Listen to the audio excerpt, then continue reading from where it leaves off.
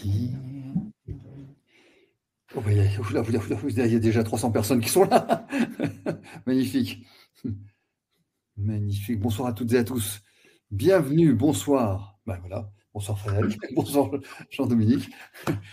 Ravi de te retrouver encore et encore avec plaisir, toujours renouvelé. J'espère que tout le monde va bien, tout le monde est en forme, peut-être malgré la grisaille, parce que nous ici, nous avons une belle grisaille avec un bon temps d'automne, bien boulesque. C'est bien sympathique. Heureusement, on va faire des choses sympathiques ce soir qui vont permettre de nous ouvrir l'esprit, nous rafraîchir, parce que l'ambiance générale n'est pas top. Jean-Dominique, est-ce que tu vas bien, toi? Mais oui, très très bien, et justement parce que je dispose d'outils que j'ai acquis bien avant la crise, heureusement j'ai l'impression de parvenir à préserver envers et contre tout mon bien-être, ma santé, ma motivation, mais je vois qu'il y a énormément de gens qui pédalent et c'est tout à fait naturel étant donné le traitement auquel on est exposé, et donc c'est aussi beaucoup ce dont on va parler ce soir. Oui, de bien-être, de développement personnel. Je ne sais pas si ce mot n'est pas un peu galvaudé, développement personnel, j'aime pas trop, mais je ne sais pas ce que tu en penses, toi, de cette terminologie, développement personnel. Je ne sais pas si c'est bien adapté. Elle a été beaucoup récupérée parce que de nombreux auteurs, dont Fabrice Midal, appellent le matérialisme spirituel, c'est-à-dire comme si on pouvait acheter du développement. C'est vrai. C'est pas vrai. Par contre, il n'en reste pas moins qu'il y a en nous des processus de croissance naturelle, et souvent c'est d'ailleurs à travers les épreuves ou des difficultés qu'on grandit le plus, lorsqu'on arrive à trouver en nous ou à connecter des ressources souvent qu'on ne savait même pas qu'on avait en nous ou qu'elles étaient disponibles. Donc je crois à l'évolution et à la croissance. Le développement personnel, effectivement, ça a été une vogue, et peut-être est-il le temps de la laisser derrière nous. Ouais. On avait évoqué pendant les précédents webinaires beaucoup d'aspects du cerveau, effectivement, de notre capacité à nous épanouir, à mieux nous connaître et à mieux contrôler, si je puis dire, nos émotions, et surtout l'impact que l'environnement peut avoir sur nous. Justement, quels sont les différents programmes en introduction de ce webinaire, en attendant de rentrer dans le vif du sujet? Quels sont les différents programmes pour celles et ceux qui ne connaissent pas forcément tous les programmes qui sont à disposition sur ton site? Il y a énormément de choses. Donc, je rappelle Jean-Dominique Michel, le site. Et quels sont les différents programmes que tu as élaborés et qui sont accessibles à tous nos auditeurs? Mais tu sais, Frédéric, les plus belles découvertes que j'ai faites, c'est celles où j'ai rencontré une connaissance qui est venue éclairer des questions que je me posais depuis longtemps, et notamment en lien avec des difficultés que j'avais eues à un moment donné ou à un autre de mon parcours. Par exemple, quand quelque chose me tenait très à cœur, j'avais tendance à parler très vite en donnant beaucoup de détails, en disant mais ça va aider mon interlocuteur à bien comprendre. En fait, Et puis je m'apercevais quand même de manière répétée qu'il y avait un moment où mon interlocuteur me donnait l'impression de saturer, et quand j'ai compris qu'il fallait surtout pas faire ça, parce que plus c'est important, plus il est essentiel d'être concis, de donner la bonne information, mais de ne surtout pas surcharger le système neurologique de l'autre, eh bien, ça m'a permis de réadapter ma manière de communiquer. Alors, je pense que beaucoup de gens diront, oui, mais il parle quand même beaucoup, ce monsieur, ce qui est vrai, mais je parle différemment. Et je parle d'une manière qui laisse à l'autre beaucoup plus d'espace. Donc, c'est ce genre de découvertes qui vraiment ont procuré énormément de joie et même d'enthousiasme en moi. Et tous les programmes que j'ai conçus sont basés sur ce que j'ai trouvé sur ma route et qu'il me tient à cœur de partager avec d'autres. Donc, il y a un programme Neuro-Wisdom que j'ai adapté en français. Il a été créé par mon collègue et ami Marc-Robert Wallman, qui est un chercheur en neurosciences américain. C'est un programme très empirique et expérientiel. Il n'y a pas beaucoup de théorie, il n'y a pas beaucoup d'explications. C'est des petites expériences à faire de jour en jour, et en 56 leçons. Chacune dure entre 3 et 7 minutes. Donc, on peut vraiment de jour en jour s'intéresser à ça. Eh bien, ça change profondément notre manière de vivre les choses, aussi incroyable que cela puisse paraître. Neurocommunication, c'est sur la manière de communiquer. Neurospiritualité, c'est ce que j'ai adapté là encore de leur découverte et des miennes, vu que c'est un sujet que j'ai travaillé toute ma vie pour aider les personnes pour qui la dimension spirituelle est importante, quelles que soient leurs convictions. On peut très bien être athée, agnostique, croyant dans une tradition religieuse ou une autre, parce que au fond, ce qu'on observe, c'est quelles que soient les croyances des gens, la spiritualité mobilise les mêmes ressources et ouvre les mêmes expériences constructrices pour chacun d'entre nous. Donc voilà les trois grands programmes que j'ai faits. Après, il y a sur la manipulation et la perversité, des masterclass avec des gens que j'admire et dont j'aime faire partager les connaissances. Une avec Philippe Bobola sur l'anthropologie de la santé et les ethnomédecines. Une avec Marie-Estelle Dupont pour mettre en lumière son programme précisément pour prendre soin de soi et avancer sur son chemin. Et donc, la nouvelle proposition avec laquelle j'arrive aujourd'hui est en fait une mise à jour du tout premier programme que j'avais créé, Salutogenesis, mais en l'accent plus sur la compréhension du cerveau et l'expérience de stratégies qui nous permettent de vivre certaines choses différemment pour être sur ces deux pieds de la compréhension et de la pratique. Magnifique. Alors, j'ai mis dans le chat, alors si vous me regardez, si vous me voyez de temps en temps regarder ailleurs, c'est pas qu'il y a un match de foot, c'est que j'ai deux écrans et comme ça, je peux aller chercher les références des citations de Jean-Dominique Duvic pour pouvoir vous les procurer. Alors, comme me demande Marilyn d'être aussi concis dans mes questions, je serai concis, hein, évidemment. Mais tiens, rien que pour l'embêter, j'ai envie d'être long. Tiens, voilà. Non, je peux t'avouer et ta moitié pardonner, tu connais l'adage. C'est vrai que j'ai peut-être tendance à trop parler, mais bon. Alors, pourquoi tu as décidé de faire cette promotion? D'abord parce que tu avais expliqué lors de ce webinaire de présentation que les mises à jour étaient proposées gratuitement dans la continuité de ce que tu avais fait au préalable. Donc, il y a deux aspects de nos abonnés, ceux qui ne connaissent pas peut-être le programme et qui vont y accéder avec la possibilité de cette prolongation, et ceux qui ont déjà le programme qui auront donc accès à la mise à jour. Exactement. Donc, effectivement, j'ai proposé un certain nombre de programmes sur la base des connaissances que j'ai glanées en cours de route et de mon bonheur de les partager avec d'autres. Je subis des sabotages récurrents, donc tu me dis si jamais il y a quelque chose qui joue pas. Mais non, c'est bon. C'est bon. Tant que c'est bon, on avance. Ce qui me tient à cœur de partager, et puis effectivement, j'ai décidé de mettre à jour régulièrement les programmes parce que je dispose de conditions d'enregistrement technique qui sont meilleures, parce qu'aussi je progresse dans ma compétence à monter des programmes, même si j'avais déjà de l'expérience en la matière. Et en l'occurrence, Salutogenesis, qui a été le premier programme que j'ai proposé au mois de mars 2022, et tu avais eu la gentillesse de m'accompagner, Frédéric, pour faire connaître ce programme, était basé sur l'essentiel de ce sur quoi j'avais axé ma carrière en santé publique, qui était de m'intéresser à qu'est-ce qui permet à des personnes vivant des conditions adverses, des expériences difficiles, douloureuses, de les traverser et d'entretenir leur santé d'une manière où ça ne les détruise pas.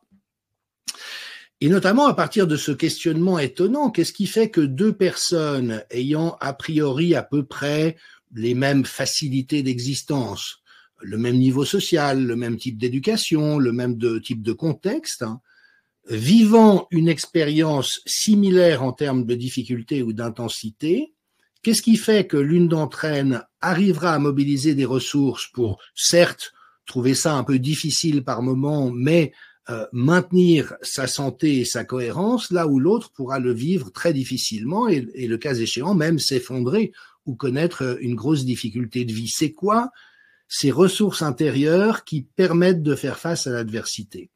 Et il y a effectivement en anthropologie de la santé, en psychologie, en neurosciences, toute une compréhension de ce genre de choses, avec notamment la théorie de la salutogenèse, précisément ce regard sur comment est-ce qu'on entretient notre résilience et notre santé à travers les épreuves, et en particulier sur la base d'expériences de personnes ayant traversé des choses extrêmement difficiles.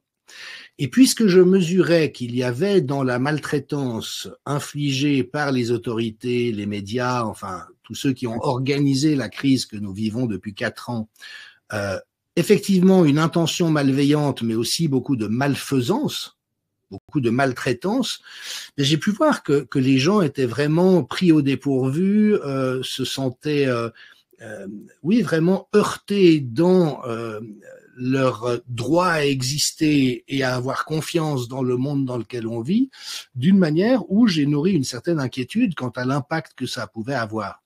Et malheureusement, on est un certain nombre à avoir pressenti qu'il y aurait des conséquences très fortes en termes de santé mentale, en particulier sur les enfants et les jeunes qui sont les plus touchés parce qu'ils n'ont pas encore construit beaucoup de défenses par rapport à ça, mais même chez les adultes. Et donc, j'ai eu envie de construire un programme qui, grâce à la compréhension de la salutogenèse et des neurosciences, puisse vraiment outiller les participants pour arriver à comprendre ce qui se jouait en eux étant exposés à cette maltraitance et comment solidifier, renforcer, nourrir un certain nombre de choses pour réussir à garder le moral, pour dire d'une manière un petit peu familière. Juste une petite remarque technique. Je suis désolé, je ne t'entends pas, Frédéric. Ah, tu ne m'entends pas? Tu ne m'entends pas? Je suis là. Moi, je suis là. Moi, je t'entends et je te vois. Non. Ah. Essaye encore. Et j'essaye de te parler. Non. Alors, soit c'est chez toi, soit c'est chez moi, soit c'est la DGSI, parce que j'ai beaucoup de choses extrêmement mystérieuses ces temps-ci. Moi, donc, sans tomber dans la parano, mais je vais juste vérifier sur mon système. Voilà, là, je t'entends de nouveau. Donc, c'était de l'autre côté.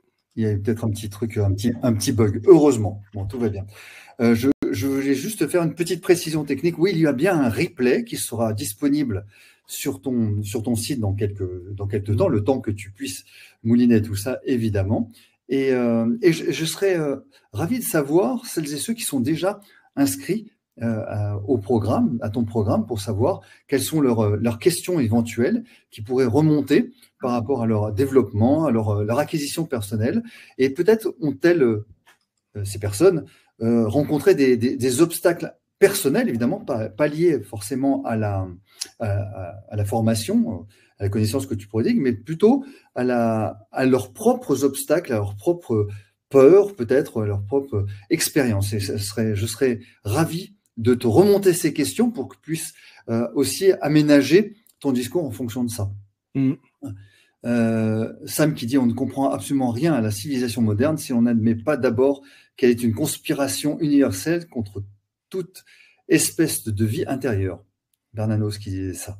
C'est fameuse citation et qui est très de circonstance, parce qu'en fait, le programme que je propose s'appuie sur les découvertes des neurosciences et qui, en ce qui me concerne, m'ont passionné parce que j'ai rencontré l'équipe de recherche américaine avec laquelle je travaille depuis bientôt 10 ans, il y a une dizaine d'années.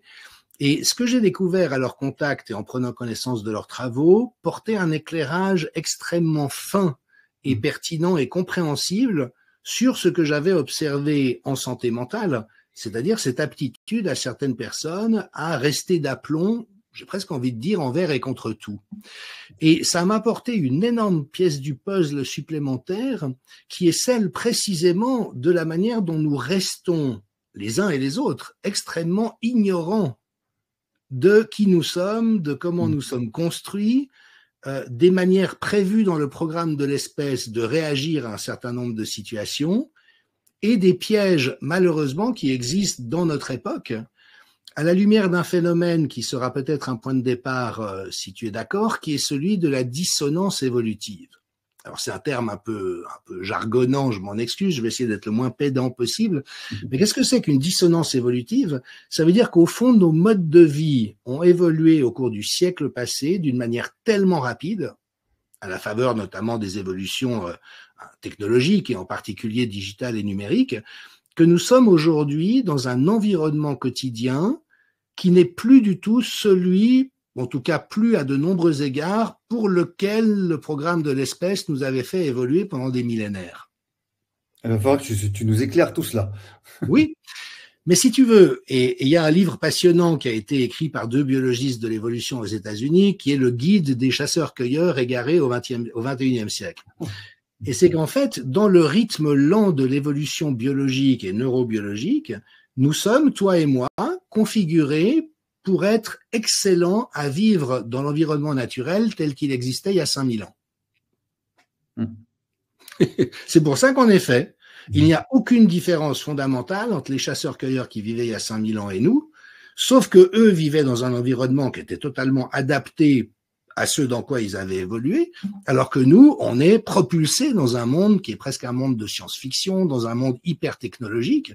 Alors nous avons des capacités d'adaptation absolument remarquables qui nous permettent de ne pas être si paumés que ça malgré tout, mais il y a toutefois un ensemble de réalités quotidiennes pour nous dans ce monde contemporain qui submergent ou prennent à défaut notre neurologie et ce pourquoi elle est faite. Alors, effectivement, je ne vais pas faire des grandes envolées lyriques ni des grandes digressions scientifiques, mais imaginons, comment est-ce qu'on vivait il y a 5000 ans? On vivait dans des huttes, avec du feu pour pouvoir nous chauffer l'hiver quand il faisait trop froid.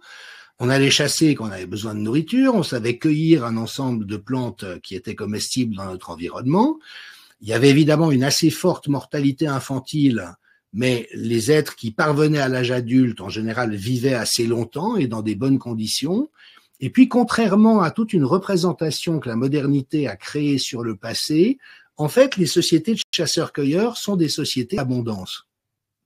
Nous, on a cette vision que parce qu'ils vivaient dans le milieu naturel, ils étaient forcément malades, ils avaient froid, ils avaient faim, ils étaient en permanence en danger, mais c'est pas vrai du tout. Les recherches en anthropologie économique notamment ont montré que c'était des sociétés d'abondance et avec comme particularité que la quantité de travail nécessaire de jour en jour pour survivre, donc tout ce que les adultes devaient faire pour s'occuper des enfants, entretenir le campement, chasser-cueillir, être en guerre contre des ennemis, enfin tout ce qu'il faut faire dans une journée pour pouvoir rester en vie, était en moyenne de 4 à 5 heures par jour. Ah oui. Chez nous, tu as une idée de combien de temps toi et moi passons à travailler chaque jour, ce qui inclut le travail professionnel, puis tout le reste, aller faire les courses, conduire les enfants à l'école, remplir sa feuille d'impôt, tout ce qu'il faut faire pour vivre de jour en jour. J'ai bien peur qu'on soit bien au-delà des 4-5 heures. On est entre 12 et 14. Oh là là. Ah oui. D'accord. Or, dans un environnement naturel, une fois qu'ils avaient bossé leurs 4 ou 5 heures, que faisaient les gens? Ils s'occupaient de l'autre? Ouais, ou ils faisaient rien. Ou rien, ouais. Il y a même une culture, Trinidad et Tobago, où il y a un verbe pour dire ne rien faire ensemble. Ah oui. Ça s'appelle to lime. What did you do today? I limed. J'étais avec des gens, on n'a rien fait, on regardait le temps passer, on se laissait vivre en quelque sorte. Alors, évidemment, c'est une anecdote, mais cela montre un certain nombre de choses. C'est qu'on a glissé au cours du temps dans un monde qui est naturel pour nous parce qu'on est né dedans. Mm-hmm. Mais il n'est pas si naturel que ça. Autre exemple, on se représente l'Ancien Régime, la monarchie du 16e, 17e, 18e comme très injuste, très inégalitaire. Tu sais quels étaient les droits de succession sous l'Ancien Régime? 0. 1%. Ah. Le centième. Aujourd'hui, c'est 50%. Ah oui, dans le meilleur des cas. Dans le meilleur des cas. Ouais. Donc, tu vois, on a une représentation très distordue parce que on tient pour naturel ce qu'il y a autour de nous, mais surtout, on ne mesure pas la réalité des choses. Alors, ça dit, tu me diras, mais quel est le problème de bosser de 12 heures à 14 heures par jour? En soi, si on aime son travail et qu'on est content d'aller faire les courses, de conduire les enfants à l'école, c'est pas si grave que ça. Toutefois, là où ça devient compliqué, c'est que notre cerveau n'est pas fait pour ça. Ah. On est fait pour avoir des alternances continuelle entre des moments d'activité et des moments de détente équivalentes. C'est pas le cas. Et donc, pour chaque heure où on s'active, nous devrions avoir une heure où nous ne nous activons pas. C'est pas un chiffre arbitraire, moral ou politique ou que sais-je. c'est la réalité de notre cerveau. Alors, je prends juste un exemple pour bien clarifier cette notion. Vous savez, on est tous câblés de la même manière qu'il y a des moments où on se concentre sur quelque chose, puis il y a des moments où on se déconcentre, et donc dans notre tête, on passe du coq à l'âne, on associe des choses, on a toutes sortes de choses qui nous viennent, ce qu'on appelle le vagabondage mental. Et en réalité, nous passons la moitié de nos journées dans cet état de vagabondage mental. Et d'ailleurs, quand on se concentre longtemps sur quelque chose, tout d'un coup, on se surprend, ah, on est parti dans nos pensées. Hop là, ouais. Or, quand on regarde, alors là, je reviens aux neurosciences, ce qu'il y a de passionnant, c'est qu'on voit que on est fait pour passer régulièrement d'un état à l'autre, et que quand on s'accorde un moment pour se déconcentrer, pour partir dans nos rêveries, en fait, le cerveau fait un ensemble de choses qui sont essentielles pour sa santé, mais aussi pour notre intelligence. Mais que si on se force à rester concentré, notamment au travail, parce que si au travail, vous êtes en train de regarder par la fenêtre, perdu dans vos rêveries, et que votre patron ou votre chef passe à ce moment-là, il est peu probable qu'ils vous disent « Frédéric, comme tu fais bien de prendre un temps pour défocaliser et faire tout ce qui se passe de bon dans ce moment-là », il te dira « Écoute, t'es bien gentil, mais on ne te paye pas pour être dans tes rêveries. » Ok ? Je me permets de poursuivre parce qu'il faut vraiment aller en détail. Que se passe-t-il dans ces moments où nous déconnectons mentalement ? Il se passe un ensemble de phénomènes intéressants, et notamment, le premier, c'est que notre cerveau recycle les neurotransmetteurs qui ont été utilisés pendant la phase de concentration. Donc, quand on se concentre intensément sur quelque chose, notre cerveau libère des neurotransmetteurs pour favoriser cet état de concentration, et puis quand tout d'un coup on défocalise, en fait, les cellules gliales, qui sont les services de soutien et d'entretien des neurones, recyclent les neurotransmetteurs pour les rendre à nouveau disponibles. Ah. Alors, on est obligé de parler par métaphore, mais tu sais, en Suisse, on a beaucoup d'énergie hydraulique, donc l'électricité produite par des barrages, et c'est quelque chose qu'on utilise parfois. C'est-à-dire que la nuit, quand il y a peu de concentration de courant, on va utiliser une partie de ce courant électrique pour repomper l'eau, pour qu'elle soit de nouveau disponible. Autre phénomène intéressant, c'est là où on intègre ce qui s'est passé d'intéressant pendant 20 minutes ou 30 minutes où on était réellement concentré. En dessous de notre conscience, pendant qu'on pense à tout et à rien, notre cerveau, les différentes zones, systèmes et nœuds de notre cerveau partagent des informations sur qu'est-ce qu'il y a eu d'intéressant dans ce que je viens de vivre et impriment dans la mémoire longue ce dont il est important qu'on se souvienne. Et si j'entrave ça en me forçant à rester concentré envers et contre tout, ça veut dire que je ne vais pas avoir ce moment de respiration. Et donc, à la longue, un état d'épuisement neurologique va se produire. Donc, une autre métaphore que j'aime bien prendre, c'est celle des joueurs de tennis. Quand tu vois les champions de haut niveau qui font des matchs en 5-7, on voit que tous les deux jeux, ils s'assiedent sur leur chaise pour ne rien faire pendant 1 minute. Maintenant, imagine un match en 5-7 où les joueurs ne prennent pas un moment de repos. Ou alors, ils sont sur leur chaise, ils vont sur leur smartphone, regarder les dernières nouvelles, les bombardements ici, les injustices là, et qu'il n'ait jamais un moment pour faire le vide. Dans quel état crois-tu qu'ils arriveraient à la fin du 5e siècle ? Ils seraient incapables de jouer. Bien sûr.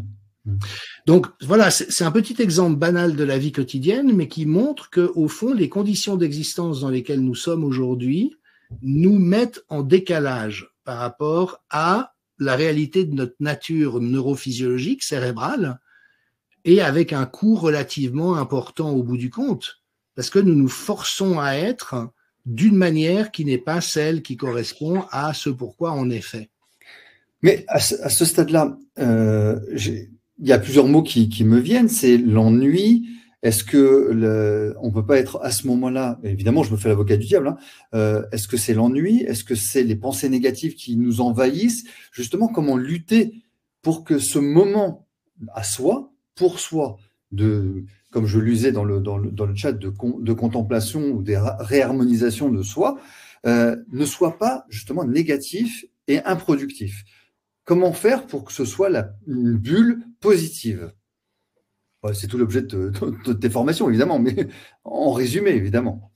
Le point de départ, je crois que c'est vraiment comprendre la réalité de ces processus, mais qui est une émanation de qui on est. Tu parlais de l'ennui. Tous les parents parmi nous auront observé à quel point l'ennui est fécond pour un enfant. Les enfants n'aiment pas s'ennuyer. Et en même temps, ils se plaignent très vite. Ah, je m'ennuie, il n'y a rien à faire, je m'ennuie. Et si au lieu de les nourrir tout de suite avec quelque chose, on les laisse s'ennuyer, qu'est-ce qu'on observe? C'est qu'ils trouvent des idées géniales pour s'amuser. Mais s'ils sont nourris en permanence, à ce moment-là, on entrave ce phénomène.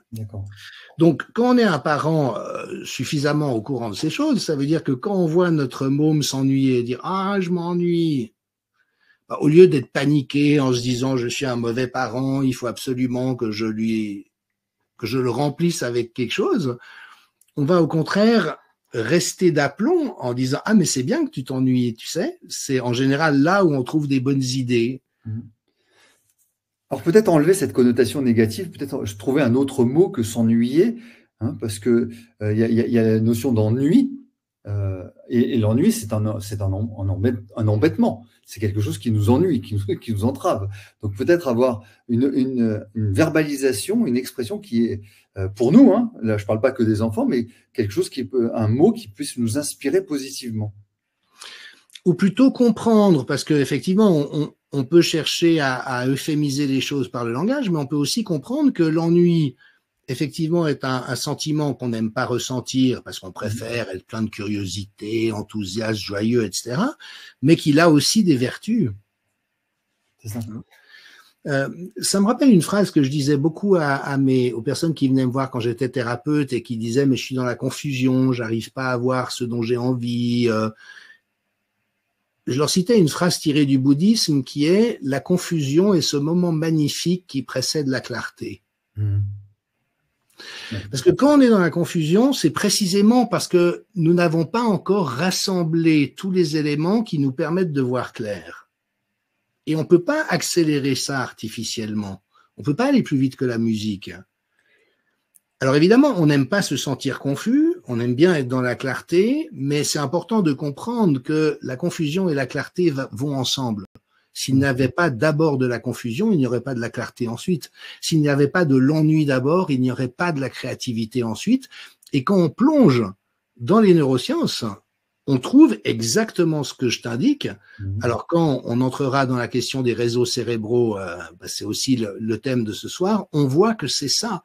C'est ce moment où on n'a plus rien à faire, où on n'a plus rien sur quoi se concentrer, que notre cerveau entre dans un mode qui est le plus créatif à sa disposition, et c'est là où émergent des nouvelles idées géniales qui relancent la dynamique de la motivation et du désir.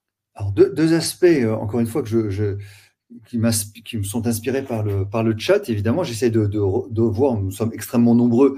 Merci à toutes et à tous d'assister à ce webinaire. Je rappelle qu'il y aura un replay, pardonnez-moi, je le redis. Françoise note que est-ce que l'ennui peut pousser au vice? Oui, l'ennui peut pousser à toutes sortes de choses. Alors peut-être que pour aller effectivement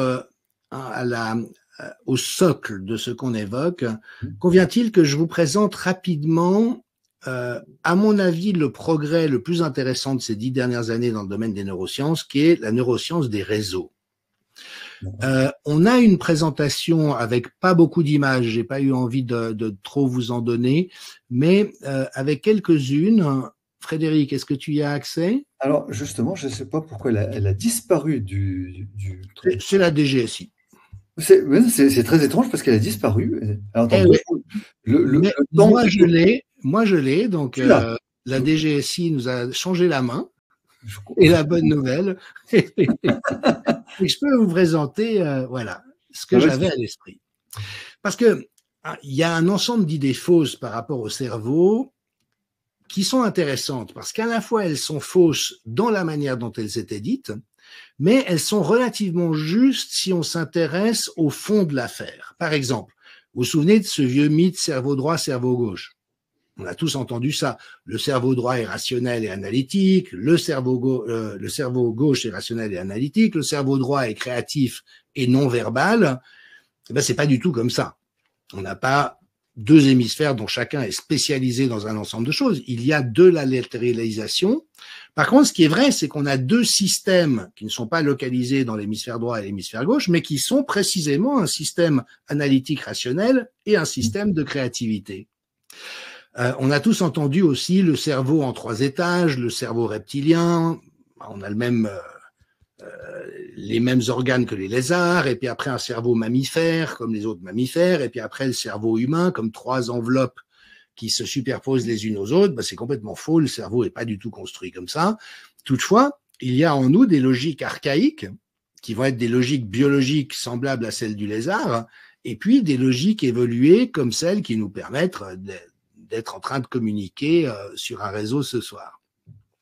Et donc, on est parti vraiment d'une représentation, alors aujourd'hui, ça nous fait marrer, mais qui était une espèce de carte de géographie où certaines zones du cerveau étaient détentrices de certaines fonctionnalités.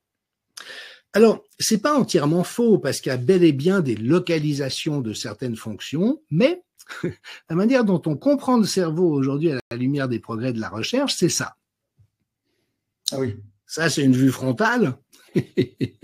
Un seul aspect. Eh oui, un seul aspect. Donc, en fait, ça et ça sont superposés, et ce qu'on voit, c'est qu'en fait, l'entier de notre cerveau est mobilisé en permanence. Il n'y a jamais une ampoule qui s'allume à un seul endroit, seulement une strate qui fonctionne. Dans la réalité, il y a l'ensemble de notre cerveau qui coopère en permanence pour nous permettre de faire face à l'existence. Toutefois, à l'intérieur de cette complexité, il y a un certain nombre de systèmes ou de réseaux, c'est-à-dire qu'on voit qu'il y a un ensemble de localisations interconnectées entre elles qui s'activent lorsqu'on est dans un registre ou un autre. Et je me propose de vous décrire assez rapidement, bien sûr, mais quels sont ces différents grands systèmes ou réseaux? Alors, il va y avoir de la simplification. C'est important aussi d'éviter un réductionnisme, vous voyez.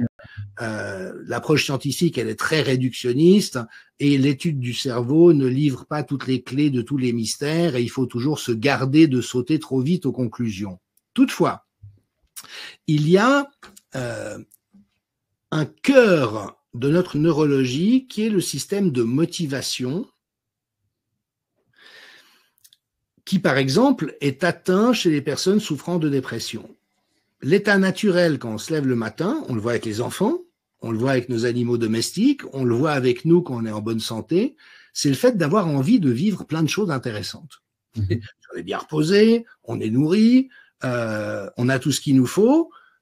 Qu'est-ce qui nous attire ou nous intéresse? C'est tout ce qui va pouvoir nous procurer du plaisir, de la découverte, et des expériences intéressantes. Alors, j'ai rappelé dans une récente conférence qu'une des particularités de notre espèce, c'est l'inventivité. Nous sommes très ingénieux, nous n'arrêtons pas d'inventer de nouvelles choses, et au fond, rien n'est plus délectable pour nous à certains égards que de résoudre des problèmes. Ça peut paraître bizarre, mais c'est vraiment un des kiffs de notre espèce. Et d'ailleurs, on le voit par exemple dans le fait que les gens aiment bien, pour se délasser, faire des mots croisés ou des sudoku. Quel est l'intérêt de passer du temps à essayer de trouver quelque chose de compliqué? Mais nous, on adore ça. Dans notre espèce, on adore ça. Les chiens, ils aiment bien les renifler les trucs. Nous, on aime bien trouver des solutions qui sont pas évidentes pour commencer. Et quand on arrive à trouver, on est super content, quoi. Waouh, génial. Et puis, on a envie de progresser. Donc ça, c'est vraiment des caractéristiques très spécifiques à notre espèce, mais toujours est-il qu'il y a ce socle biologique de base. On le voit bien, et si vous avez un chien, vous savez que quand vous sortez votre chien le matin, il est ravi de partir en promenade. Il n'y a pas un matin où il tire la gueule d'aller en promenade, ça n'existe pas. Et au cœur de notre neurologie aussi, parce que ça, c'est des structures et des fonctionnements qu'on partage effectivement avec d'autres espèces, et en particulier les mammifères, il y a un système de motivation, si vous voulez, qui fait que quand rien ne vient contrarier ça, on se lève le matin en se disant qu'est-ce que je vais pouvoir vivre de chouette, d'enrichissant, de stimulant, de nourrissant, et qui me fera grandir. Dopamine et cortisol. Exactement, tout à fait, absolument. Et puis, à ce niveau de l'architecture cérébrale, donc là on est vraiment en haut de la colonne vertébrale, on est dans le tronc cérébral, sont également localisées les réponses aux situations extrêmes et en particulier de danger. Familier pour tout le monde, c'est le système de stress. Et quand je suis face à un danger, qu'est-ce qui se passe? Eh bien, à ce moment-là, mon cerveau, il rétrograde, il désactive les fonctions complexes parce qu'il ne faut pas que je réfléchisse trop, il ne faut pas que je sois trop concerné par mes propres émotions. Il y a un danger, les émotions, ça sera plus tard, les pensées, ça sera plus tard. Il faut que je réagisse très vite et très bien.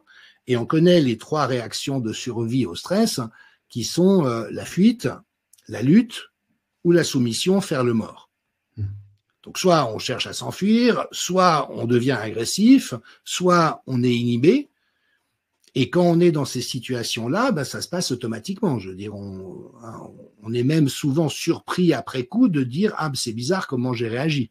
Ouais. » Je ne sais pas si ça t'est arrivé, Frédéric. Moi, je me suis retrouvé dans des situations d'agression quelquefois dans ma vie, braqué avec un flingue ou un truc comme ça. Bah, c'est toujours très étonnant de voir comment on a réagi parce que ça se passe. Et puis en nous, il y a une autre logique qui embarque, qui est une logique de survie et qui souvent a des ressources assez extraordinaires en termes de potentiel. Mais là, on est dans un registre inhabituel qui est d'être exposé à un danger. Enfin, ça fait partie de nous. Et on connaît des histoires, par exemple, de mères qui ont trouvé en elles une force pratiquement surnaturelle pour sauver leur enfant, ou qui sont devenues extrêmement agressives ou dissuasives, ou qui ont soulevé des objets très lourds. Enfin, voilà, on voit qu'il y a un kit de départ qui est prévu pour ça, en quelque sorte. Après, on a un premier système qui est le système émotionnel ou affectif. Et le développement récent des neurosciences affectives est vraiment magnifique parce que il a apporté un éclairage sur ces réalités qui est, je trouve, particulièrement touchant, mais aussi utile pour mieux nous comprendre. Parce qu'en Occident, on est très ambivalent aujourd'hui par l'émotion. D'un côté, il y a une revalorisation de l'émotion. On peut voir comment les programmes TV sont faits pour susciter de l'émotion. J'ai ressenti une telle émotion en entendant sa voix et en le voyant danser dans Danse avec les stars. On cherche à générer de l'émotion en permanence. Mais on reste une culture qui est assez embarrassée aussi par les émotions. Si tout d'un coup on est en colère et que vraiment on s'exprime avec l'agressivité, très vite les autres nous font sentir qu'on devrait se sentir un peu honteux de se laisser aller à la colère. Tu vois, il y a quelque chose qui est quand même pas très fluide, mais à mon sens probablement comme un résultat qu'on comprend très mal le monde de l'émotion. Alors, de nouveau, je vais passer rapidement et je m'en excuse, mais qu'est-ce que c'est que l'émotion? C'est en fait un clavier dont on dispose qui a pour fonction de nous renseigner sur le fait que nos besoins sont en souffrance ou sont satisfaits. Je le résume vraiment à l'essentiel, mais c'est fascinant de voir à quel point c'est précis. Et il faut savoir que ces émotions de base, ce registre d'émotions de base, on le partage avec tous les mammifères. Et on y retrouve les grands affects connus qui sont la peur, la tristesse, la colère, la perte, le deuil. Quand on perd quelqu'un ou quelque chose d'important, on se sent en deuil. L'envie de jouer, l'envie de découvrir des choses nouvelles. Enfin, on a comme ça une espèce de palette de départ, si tu veux, dont on dispose tous. Et quand on ressent des émotions positives, c'est que nos besoins sont comblés. J'aime quelqu'un qui m'aime, je passe un bon moment avec cette personne, je me sens comblé, je vais ressentir de la joie, de la gratitude, sentiment de bonheur, etc. Et puis les émotions négatives, c'est en fait des signaux qui nous indiquent tes besoins sont en souffrance. Et en fait, de manière très, très lisible, très, très ajustée. La peur, c'est un besoin de sécurité. On a tous besoin de se sentir en sécurité, et quand je ressens de la peur, c'est qu'il y a quelque chose qui vient menacer ma sécurité d'une manière ou d'une autre. La colère, c'est le besoin de préserver son intégrité. Donc, quand quelque chose vient menacer mon intégrité, je ressens de la colère. Et c'est une manière à la fois de me signaler il y a quelque chose qui va pas dans cette situation, tu dois faire quelque chose, mais aussi d'avoir l'énergie, le cas échéant, de repousser quelqu'un ou de me défendre par rapport à ce qui menace mon intégrité.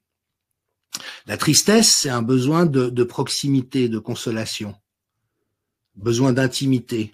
Je me sens triste, j'ai besoin d'être proche de quelqu'un et de pouvoir échanger du contact, bon, etc., etc., etc. Et ce qui est intéressant, c'est qu'on a très longtemps opposé en Occident la raison et les émotions. En disant notamment les émotions viennent perturber la raison. Alors, c'est vrai au-delà d'un certain niveau d'intensité. Si je suis très en colère, je peux peut-être dire ou faire des choses qui sont pas tout à fait réfléchies. Si je suis très amoureux, on a vu récemment un exemple un peu embarrassant avec Marc Lavoine et Adriana Carambeu. Marc Lavoine est tellement heureux d'être amoureux de cette femme magnifique qu'il a fait des démonstrations d'affectivité en public lors d'une séance qui ont été filmées, et on le voit mais frétiller comme un puceau qui sort avec une femme magnifique, il la colle, il arrête pas de l'embrasser. Il y a un moment donné, ça devient gênant, quoi. Mais tu vois, c'est l'émotion qui devient tellement forte et qui déborde tellement que oui, ça peut obérer la raison. Par contre, là où la vision, l'émotion s'oppose à la raison est fausse, c'est qu'en fait, nous ne sommes jamais sans émotion. Même quand nous avons l'impression de ne pas être habités par des émotions, nous sommes encore animés par des émotions parce que c'est le moteur du système. Parce qu'on ne peut pas être comblé de tout. On ne peut pas avoir la totalité. On est obligé d'avoir un certain nombre de frustrations, donc qui vont se manifester par les émotions. Je me trompe? Oui, exactement, tout à fait. Tout à fait. Et puis après, il y a des frustrations qu'il faut accepter parce qu'on ne peut rien y faire, voire elles sont bonnes. Alors là, je me permets juste un petit aparté, mais c'est important par rapport à ce qu'on évoque, c'est aussi de comprendre que la frustration et le désir vont ensemble. C'est parce qu'on ne peut pas toujours, tout le temps, avoir tout ce qu'on veut que les choses ont de la valeur. Des gens qui sont richissimes et qui peuvent s'offrir tout ce qu'ils veulent perdent le sens du désir parce qu'il n'y a plus cette attirance, cette attente, cette envie, je peux pas l'avoir tout de suite.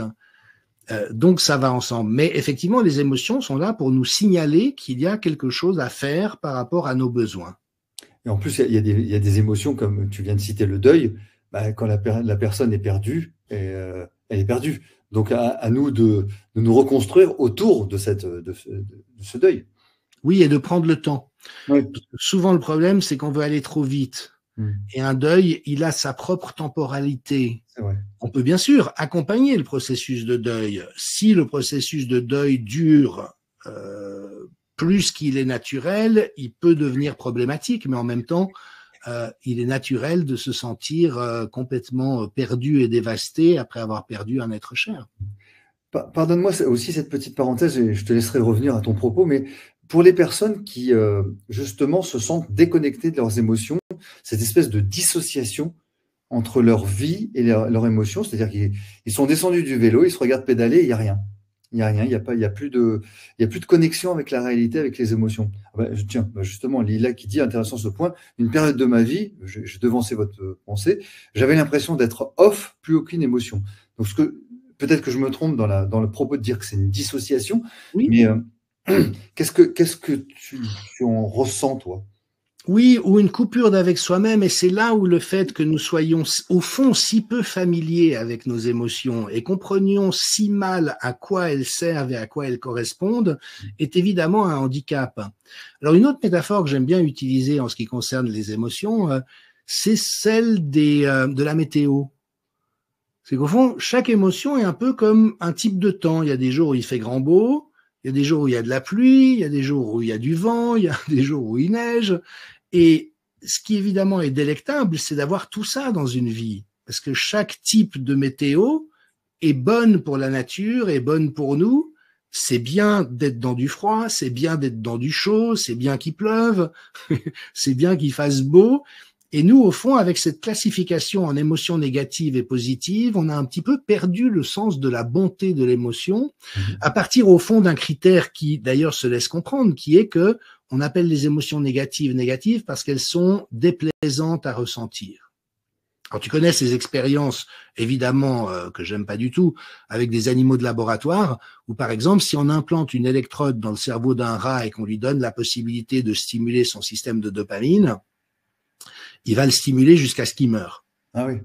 S'il n'a pas autour de lui des choses beaucoup plus intéressantes à vivre. Par contre, si tu plantes une électrode dans le centre de la colère, l'animal ne touchera pas la pédale. Oui. Parce qu'on n'aime pas ressentir ces émotions. En même temps, je trouve qu'il y a une construction, précisément, une évolution au cours de la vie qui permet, une fois qu'on a compris la nature et à quoi servent les émotions, de trouver le côté pas forcément agréable, mais honorable et bon. C'est-à-dire que c'est bon d'être en colère des fois. Tu vois, dans tout ce qu'on a subi depuis 4 ans, il y a quand même un gros problème, c'est que la plupart des gens se sont pas mis en colère. Alors qu'ils auraient eu à le faire.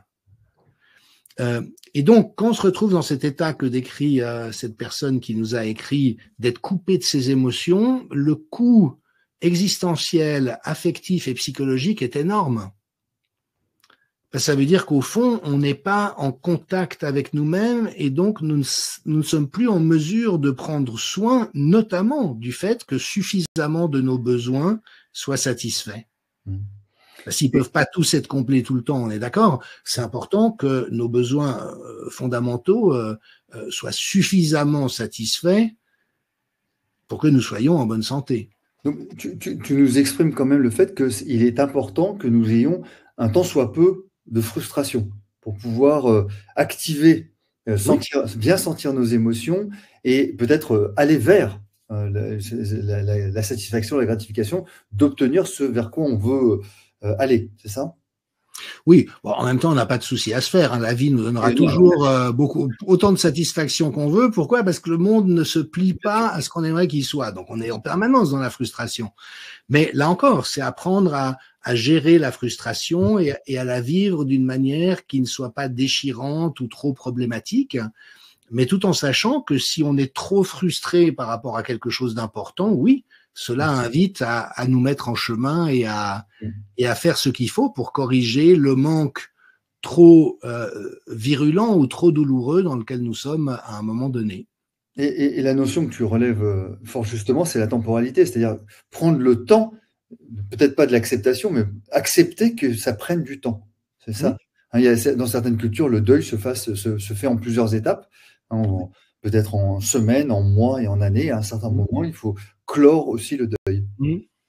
Merci, c'est très intéressant ce que tu dis, parce que c'est vrai qu'on a quand même ce sentiment, et évidemment qu'en prenant du recul, l'anthropologie, c'est la comparaison de comment c'est dans différentes cultures à travers l'espace et le temps, on voit qu'en Occident, on est au fond embarrassé de cette partie très humaine en nous. Or, nous sommes des êtres humains. Si nous sommes embarrassés d'être humains, c'est-à-dire qu'on va quand même être mal barrés, parce qu'on peut pas effacer cette humanité en nous, on peut l'habiter, on peut la découvrir, on peut la rencontrer, on peut se l'approprier, on peut la rendre bonne autant qu'il est possible, mais il y a des incontournables comme ceux que tu évoques. Oui, effectivement, ça me fait penser à l'image de certains animaux, quand on voit sur Géographique des animaux voir peut-être un petit buffle se faire manger par un lion et la maman buffle, à un certain moment, elle a renoncé, elle part. C'est fini. Est-ce qu'elle, je sais pas, je ne sais pas, je suis pas dans la tête de la maman buffle, mais elle part et après peut-être que c'est fini. En revanche, nous, empreints de cette humanité, de cette caractéristique, nous devons nous reconstruire par rapport à cela. Alors il n'y a pas que la perte, évidemment. Je parle pas de toutes les émotions, évidemment. Non, alors ça justement, c'est une des grandes découvertes des neurosciences affectives, c'est que pour la maman buffle va ressentir du chagrin pendant un certain nombre de jours. Ah oui, quand même, d'accord. Oui, ça c'est de nouveau c'est un ensemble de claviers affectifs de base qui sont corrélés à des circuits, qui sont corrélés à des neurotransmetteurs en particulier. Et tous les paysans le savent, hein, quand on arrache un veau à sa mère pour l'amener à la boucherie, la vache, elle est en souffrance pendant plusieurs jours. Alors après, effectivement, il n'y a pas les ressources à notre connaissance de la représentation et du langage et de la cognition, donc c'est pas tout à fait comparable. Par contre, ce ressenti de base, oui, et ça, notamment les travaux de Jaak Panksepp, il est mort il y a 2 ans, mais qui était un chercheur incroyable. Il était docteur en médecine vétérinaire et docteur en psychologie humaine, et c'est lui qui a vraiment dévoilé toute la réalité des neurosciences affectives. C'est très très récent comme type de compréhension, et c'est très éclairant, parce que pour nous aussi, ça veut dire que quand des émotions se déclenchent en nous, et c'est quand même un des endroits où souvent on peut se sentir un peu étranger à soi-même, on ressent des émotions qu'on n'aimerait pas ressentir à ce moment-là. Oui, mais elles sont en moi. Et d'avoir les bonnes clés de compréhension par rapport de quoi s'agit-il, qu'est-ce que je peux en faire, parce qu'il se trouve par ailleurs que dans notre construction plus riche que les autres mammifères, en tout cas la plupart d'entre eux, nous avons effectivement des possibilités de régulation. Alors, passons à ça. Tiens, puisque tu l'évoques, merci Frédéric. Et là, vous avez une représentation des processus humains. Et en fait, avec 3 couches, alors c'est pas tout à fait le cerveau triune, mais ça y ressemble. La couche 1, désolé, c'est en anglais, c'est les fonctionnements de base. Donc c'est tout ce qui déclenche la faim et la soif en nous, le sommeil, la respiration, c'est autonomisé, on n'a pas besoin d'y penser. On n'a pas besoin de se souvenir qu'il faut qu'on ait faim à un moment donné. Tout ça, c'est inconscient, c'est automatique. Après, on a la strate émotionnelle qui est celle qu'on est en train d'évoquer. Et puis, on a l'ensemble des fonctions complexes qui nous permettent de mettre du langage et de la compréhension sur les choses. Et avec 2 types de processus. Les premiers processus sont appelés bottom-up. C'est ce qui vient d'en bas et va vers le haut. Donc, par exemple, je ne sais pas si ça vous est déjà arrivé. Moi, j'étais assez colérique quand j'étais plus jeune. Aujourd'hui, c'est quand même beaucoup plus tranquille, mais des fois j'étais tellement en colère que j'arrivais pas à lire un livre. J'ai souvenir de ça, de dire je vais me calmer, je vais prendre un livre, tu lis ton paragraphe, puis tu dis mais j'ai aucune idée de ce que je viens de lire. Alors tu recommences à essayer, parce qu'à ce moment-là le bottom-up est tellement fort que ça brouille les fonctions cognitives. Mais précisément, ça veut dire qu'il y a quelque chose à quoi il faut prêter attention pour le calmer. Et puis, il y a des processus qu'on appelle top-down, c'est-à-dire c'est ceux qui reviennent du haut vers le bas et qui notamment permettent d'acquérir de la contenance ou de la compréhension émotionnelle. Et donc, on a en nous ces 2 systèmes. Alors, la mauvaise nouvelle, c'est qu'il y a beaucoup plus de connexions bottom-up que top-down. Donc, c'est beaucoup plus facile d'être perturbé par nos émotions que ça n'est de les calmer et d'en prendre soin. Mais, et c'est là où on arrive à un autre élément de ce que j'ai découvert et que j'ai trouvé tellement génial, qui sont les neurostratégies. C'est-à-dire que par la compréhension d'une part, mais aussi des pouvoirs d'agir concrets, on peut favoriser le fait que les processus d'harmonisation se déroulent au mieux. Alors, il faut être concret. Je vais vous proposer une petite neurostratégie par rapport aux états émotionnels.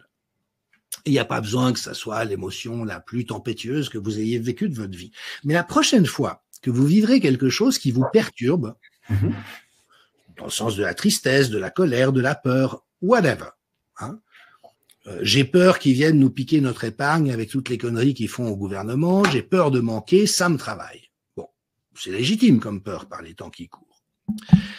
Eh bien, utilisez une petite neurostratégie que j'ai rappelée exprimez-vous comme Jules César, parce qu'on sait que Jules César, dans la guerre des Gaules, parlait de lui à la 3e personne, comme Alain Delon, qui n'est plus de ce monde.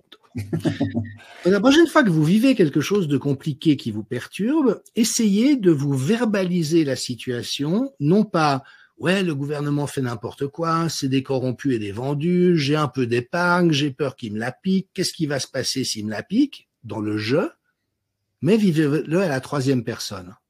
Racontez-vous la même histoire. Jean-Dominique a réussi à mettre un petit peu d'argent de côté, ce qui n'est pas vrai accessoirement.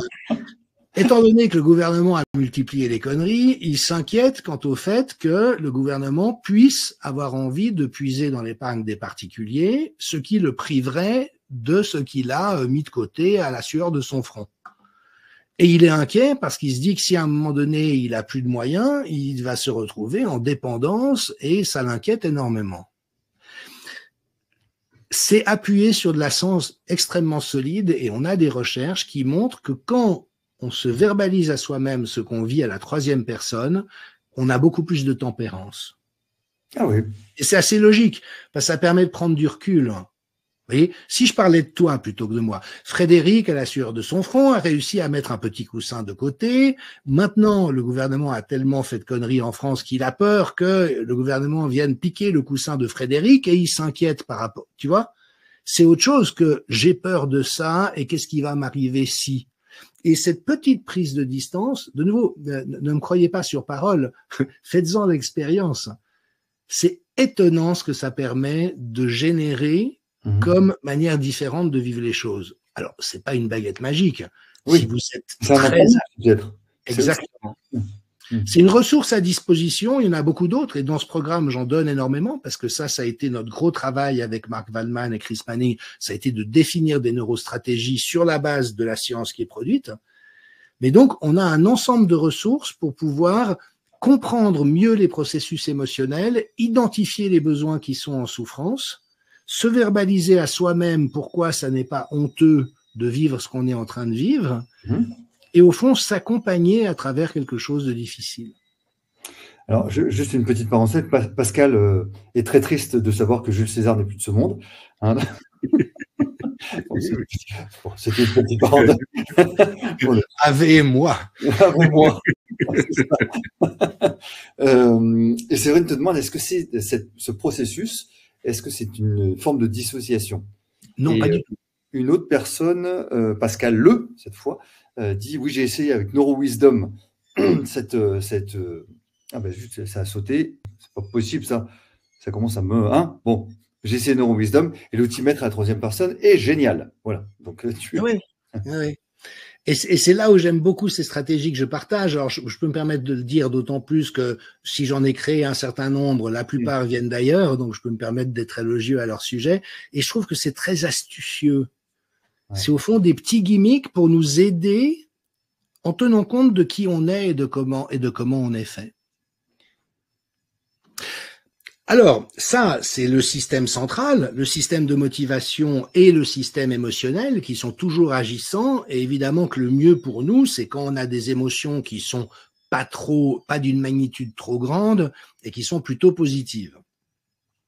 Donc, si on se lève le matin et qu'on se sent avoir de la gratitude pour notre vie, pour les personnes qu'on a dans notre vie, qu'on ressent de l'amour pour un certain nombre de personnes, que ce qu'on fait dans notre vie a du sens, qu'on se réjouit de ce qu'on va vivre dans notre journée ou le week-end ou quoi que ce soit. Vous voyez ce que je veux dire? Ça, c'est un climat émotionnel qui est très favorable. Et sur la base de ce qu'on évoque ici, qui est le moteur en quelque sorte, eh bien, on a deux grands systèmes qui viennent se poser, qu'on associait avant à tort au cerveau droit et au cerveau gauche, qui sont le système cognitif d'un côté, donc la conscience analytique, rationnelle et discursive, et puis le système de créativité. Alors, j'ai représenté ça avec des collègues du BrainFit Institute. Ici, c'est représenté à partir des principales zones qui s'activent dans les réseaux concernés. Alors, au fond, voilà la manière dont ça se passe. À droite, vous avez le centre du contrôle exécutif, comme on l'appelle. C'est ce qui nous permet de nous concentrer sur quelque chose et de penser de manière structurée. Et on sait d'ailleurs que... Oui. Pardonne-moi, est-ce que toutes et tous vous avez bien ont vu la slide avec les trois cerveaux, c'est ça? Ouais, parce que comme ça a mis du temps à apparaître, je voulais juste confirmer que vous aviez bien la bonne slide en vue. Voilà. D'accord. J'espère que c'est ça. Donc ça, une fois qu'on a tenu compte, enfin qu'on a identifié le fait qu'il y a un moteur en nous qui est le système de motivation / stress et le système émotionnel, on arrive dans trois grands systèmes. Il y en a évidemment beaucoup d'autres, hein, on simplifie, mais qui sont ceux-ci. Centre du contrôle exécutif, c'est donc celui qui permet la pensée rationnelle analytique. C'est celui qu'on active quand on se concentre sur quelque chose. Et on a tous fait l'expérience que quand on se concentre, qu'observe-t-on? c'est que on focalise notre pensée et donc on devient moins attentif au monde autour de nous.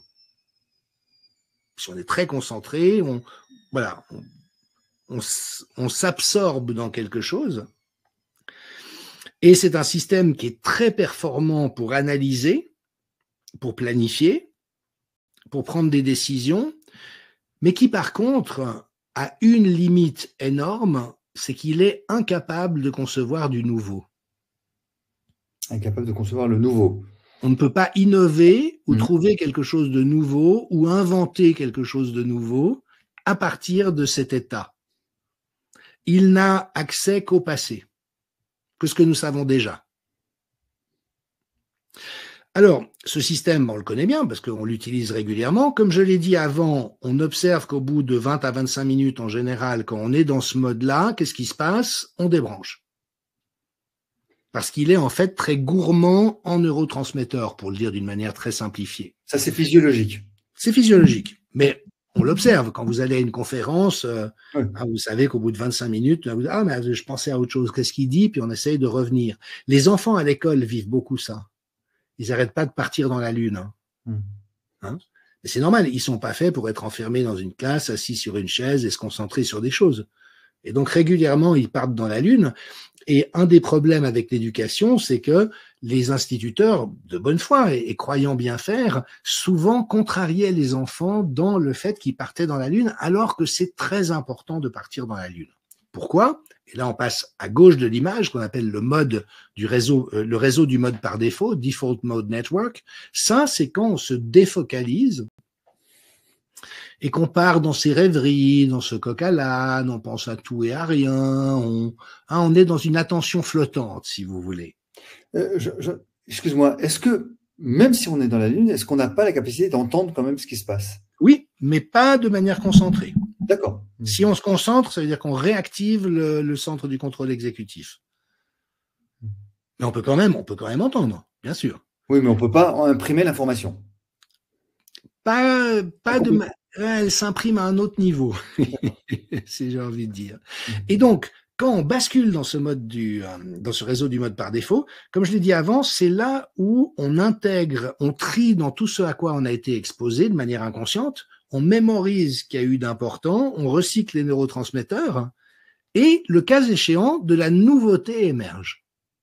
Et on pense à quelque chose auquel on n'aurait pas pensé par rapport à telle ou telle chose.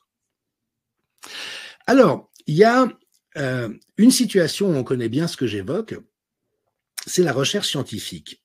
Parce qu'en fait, les très grands savants sont des très grands créatifs. Ils découvrent pas des choses nouvelles parce qu'ils sont plus analytiques que les autres. Ils découvrent des choses nouvelles parce qu'ils ont le mélange optimal d'analyse rationnelle et d'imagination. Alors, il y a beaucoup de récits, de moments où des grands scientifiques ont tout d'un coup compris la clé d'une énigme sur laquelle ils travaillaient. Et ce qui est intéressant quand on observe ça, c'est que ça n'est jamais dans un moment de concentration. C'est toujours dans un moment de déconcentration. De relâchement. Ouais. Donc on se souvient par exemple de la fameuse anecdote d'Einstein qui découvre la théorie de la relativité en s'imaginant pendant une sieste, une rêverie, chevaucher un photon à travers l'univers. Et là, tout d'un coup, E égale MC2. Ouais. C'est extraordinaire. Même chose pour la structure du benzène. Voilà, beaucoup de découvreurs. Et Henri Poincaré, qui est un grand mathématicien français, a dit « On découvre par l'imagination et on vérifie par la raison ». Mais les grandes découvertes se font toujours dans un moment de défocalisation. Et nous aussi, d'ailleurs, quand quelque chose voilà, on est perplexe, on est dans cette confusion, on se dit mais je sais pas ce que je dois faire, et tout d'un coup, on voit la réponse à ce qui nous obsède ou triture, et quand on observe, c'est toujours en faisant autre chose, c'est en prenant une douche, en promenant le chien, en faisant la cuisine. Ça n'est jamais en se prenant la tête avec un truc. Et en fait, pour être très performant sur le plan mental, le mieux, c'est de faire des alternances très fréquentes. Alors, par exemple, moi, j'ai souffert le martyre à l'école parce qu'en Suisse, on est obligé d'apprendre l'allemand. qui est une langue qu'à peu près tous les francophones détestent parce qu'elle est difficile et compliquée. Moi, j'ai appris à l'aimer à un moment donné, mais j'ai souvenir que la mémorisation du vocabulaire de base était un calvaire. Il y avait une liste de 50 mots à apprendre pour le lendemain, et vous êtes là avec votre liste. Puis voilà, c'est un calvaire, je sais pas comment dire autrement. Maintenant que j'ai découvert comment marche la mémorisation, c'est un jeu d'enfant. Et la clé, je me permets de le dire, alors je ferai aussi des mini-programmes gratuits pour les étudiants par rapport à la peur de l'examen, par rapport à la mémorisation, parce qu'une fois qu'on connaît ces choses, mais la vie devient tellement plus simple à beaucoup d'endroits. Et en l'occurrence, pour la mémorisation, je m'excuse par rapport aux personnes qui m'ont déjà entendu raconter cette anecdote, mais précisément, il faut faire des allers-retours très fréquents. Donc, tu prends ta liste et tu fais 2 ou 3 mots. Un wagen, voiture. Wagen, voiture, voiture, wagen, Brot, pain, pain, Brot. Puis après, tu associes des sensations. Brot. Tu imagines l'odeur du pain, la croûte qui craque sous les dents, le goût un petit peu acidulé de la mie, la belle boulangère avec des jolies formes qui te vend le pain. Et tout ça, tu fais Brot, pain, Brot, pain. Tu pars dans la lune. Tu bailles, tu penses à autre chose, c'est imprimé. Et tu peux faire comme ça toute ta liste de manière extrêmement ergonomique, tu vois, en dépensant moins d'efforts pour plus de résultats. Et donc, on a besoin d'être dans cette alternance continuelle. Et il faut relever que autant nous sommes beaucoup coupés de nos émotions en Occident, l'éducation telle qu'elle existe aujourd'hui est une tuerie de l'imaginaire et de la créativité. Je ne sais pas si tu as entendu parler des expériences du Dr Hunt avec la NASA. Il s'est intéressé sur précisément la capacité d'innovation des différentes personnes. Parce qu'à la NASA, ils ont besoin de gens qui sont capables d'inventer des choses assez géniales, comme Musk, si tu veux, qui est ingénieur quand même de formation. Et en fait, ils ont fait des tests et ils sont arrivés à la conclusion qu'à l'âge de 3 ans, 97% des enfants sont des génies. Ah oui. À l'âge de 7 ans, il n'y en a plus que la moitié. À l'âge de 12 ans, il y a à peu près 10%. Et à l'âge adulte, il n'y a pas plus de 3%. Quel est le test utilisé? C'est que tu prends un objet de la vie quotidienne, par exemple un bol tibétain, et tu imagines tous les autres usages qu'il pourrait avoir. Par exemple, un chapeau, pour faire la quête à l'église, pour lancer au percepteur d'impôts s'il s'approche de ma maison, pour faire une muselière à mon chien. Tu vois, tu déconnes et puis tu trouves plein d'usages possibles à l'objet en question. Hein, c'est ouvrir la créativité. Et bien sûr, avec une part un peu idiote. Parce que pour être créatif, il faut s'autoriser à être idiot. C'est en étant suffisamment idiot qu'on a des bonnes idées qui arrivent. Et donc, Hunt avait mesuré qu'il y a cette perte de créativité qui est terrible en Occident. Et d'ailleurs, là encore, quand j'étais thérapeute, je le voyais beaucoup parce que pas mal des personnes qui venaient me voir me disaient « Mais vous savez, moi, je suis pas du tout quelqu'un de créatif. J'ai pas d'imagination. La créativité, c'est pas mon truc. » Et je leur disais « Mais attendez, chaque nuit, vous faites des rêves absolument incroyables. » dans lesquels vous vivez toutes sortes d'aventures qui sont plus stupéfiantes les unes que les autres, dans des décors incroyables, des fois vous volez, des fois vous affrontez des monstres. Votre cerveau produit ça de jour en jour. Et dans notre cerveau qui rêve, on a la créativité d'un grand metteur en scène de cinéma, d'un Spielberg, d'un Fellini, d'un Almodovar, tu vois, notre cerveau, il a cette compétence. Mais on a mutilé les gens en Occident de cette créativité qui est native, elle fait partie de nos ressources. Et quand on va régulièrement chercher dans l'état de déconcentration et de créativité, on peut vraiment réamorcer une pompe, mais après avec cette faculté de voir beaucoup plus les possibles dans nos vies, partout où ils peuvent être. L'innovation, la résolution de problèmes, trouver de nouvelles solutions à des problèmes qu'on n'avait pas encore, tout ça, c'est dans cette compétence, dans la compétence de ce réseau, en quelque sorte, que ça se joue. Et ça, c'est un des pièges de la vie contemporaine, c'est qu'on est tellement pris dans l'information, l'analyse, les nouvelles, le concret, la concentration, qu'en fait, on est très déséquilibré dans l'équilibre qu'il est nécessaire d'avoir entre ces deux réseaux. Petite neurostratégie. Une de plus. Essayez de ménager des pauses de 90 secondes entre deux activités. Oui. Si par exemple, vous quittez votre bureau personnel pour aller dans une réunion de travail, au lieu de finir ce que vous avez à faire et entrer dans la réunion, mettez un sas de 90 secondes comme les joueurs de tennis où vous ne pensez à rien. Faites le vide. Parce qu'au fond, quand on enchaîne les situations tout au long de sa journée, c'est comme un ordinateur sur lequel on ouvre des nouvelles applications. J'ai Word, Excel, Internet, la messagerie, PowerPoint, photos, musique, etc. Puis on sait tous que plus on ouvre d'applications, plus l'ordinateur a de chances de se planter. Donc en mettant cette 90 secondes de pause, ça permet de fermer une page pour en ouvrir une autre. Ouais. Quand vous rentrez chez vous, avant d'ouvrir la porte, prenez 90 secondes pour laisser votre journée, vous ouvrir à rencontrer les personnes avec qui vous vivez. Et c'est très différent. Je suis au travail, je suis dans le métro, je lis le journal ou je regarde X, je marche très vite pour aller à la maison, j'entre chez moi. Vous verrez, vous n'avez pas du tout la même liberté que si vous prenez juste ces 90 secondes. Et là, vous entrez chez vous. Vous voyez, vous avez créé un espace. C'est une petite neurostratégie, mais elle est vraiment, vraiment tout à fait intéressante. Alors, sur le diagramme que je vous montre, il y a encore un troisième réseau. Ça, c'est les trois grands réseaux ou systèmes au-delà de l'émotion et de la motivation, qui est le réseau de salience. Et lui, en fait, il a deux claviers, deux octaves, si je puis dire. Le premier, c'est que tout simplement, c'est ce système inconscient en nous qui attire notre attention sur une chose plutôt qu'une autre. Il est notamment très piraté par la publicité. Vous savez qu'on est exposé, ou vous ne savez pas, qu'on est exposé à plusieurs milliers de messages publicitaires chaque jour. Et en fait, le talent des publicitaires, c'est d'agripper notre attention. Et ils vont utiliser essentiellement la ressource de la peur, de l'envie ou du désir. Donc on mettra une jolie femme dénudée sur une belle voiture italienne.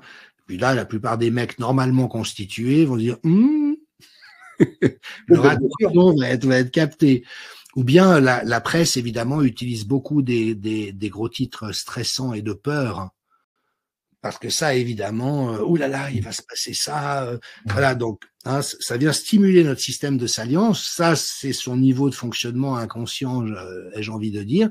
Mais après, ce sont les mêmes structures et les mêmes réseaux corticaux qui sont en charge de la conscience de soi et la conscience des autres. C'est-à-dire que quand on est dans la concentration ou dans la déconcentration, vous voyez, on est dans une expérience primaire en quelque sorte. On est soit concentré, soit déconcentré. Et le système de salience, c'est ce qui vient nous permettre d'observer ce dans quoi nous sommes. Ce qu'on appellerait techniquement la métacognition. C'est-à-dire qu'on a une cognition, une connaissance de ce qu'on est en train de faire ou de ce qu'on est en train de vivre. Et la conscience de soi, notamment, c'est ce qui permet de ne pas juste être piégé dans ce que nous vivons au jour le jour. J'ai conscience d'avoir réagi à une publicité. J'ai conscience que ce gros titre vise à me faire peur. Hein ? Et donc, dès qu'il y a de la conscience, dès qu'il y a du regard qu'on peut porter sur soi-même ou sur les autres, il y a une forme de liberté qui apparaît. Alors, la conscience de soi, pourquoi ? Parce que sinon, on est juste, je sais pas, imaginons, Frédéric, que quelqu'un m'est beaucoup contrarié, je ressens beaucoup de colère, j'étais au bout du fil, je vais vider mon sac. Puis là, je te prends en otage. C'est des situations qu'on vit quand même assez couramment. Si, au lieu d'être là-dedans, je suis conscient, à la Jules César, qu'il y a quelque chose qui m'a beaucoup perturbé, que voilà, ça arrive, je vais plus avoir besoin de te prendre en otage pour vider ma poubelle. Tu vois, je vais pouvoir te dire ce que je vis parce que tu es un ami, donc ça m'intéresse de savoir ce que tu vis, ça peut t'intéresser de savoir ce que je vis, mais j'ai cette distance ou ce recul qui est tellement important. Et donc, le modèle auquel on est arrivé avec mes collègues, c'est celui-là, il est évidemment très simplifié, mais c'est qu'au fond, on a ces 4 systèmes principaux, le système émotionnel, stress, motivation, le système cognitif, pensée rationnelle, l'imagination, créativité, et en haut, la conscience de soi, qui évidemment prend du temps pour arriver à maturité au cours d'une vie. Et on voit d'ailleurs qu'il y a malheureusement des personnes qui en sont complètement dépourvues. Ils n'ont aucun recul par rapport à eux-mêmes, et en général, ça va ensemble. Si on a une certaine conscience de soi, ça veut dire qu'on est capable d'avoir une conscience de l'autre.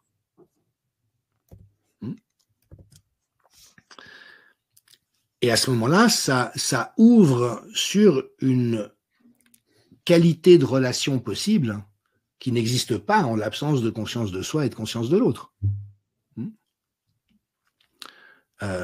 J'ai une petite anecdote à ce sujet, je suis désolé de parler de ma vie quotidienne, mais c'est aussi là où on trouve les meilleurs exemples. J'ai fait un peu d'allergie ce printemps, j'avais les yeux un peu boursouflés, j'ai essayé de mettre de la collyre dans les yeux, ça n'a pas marché.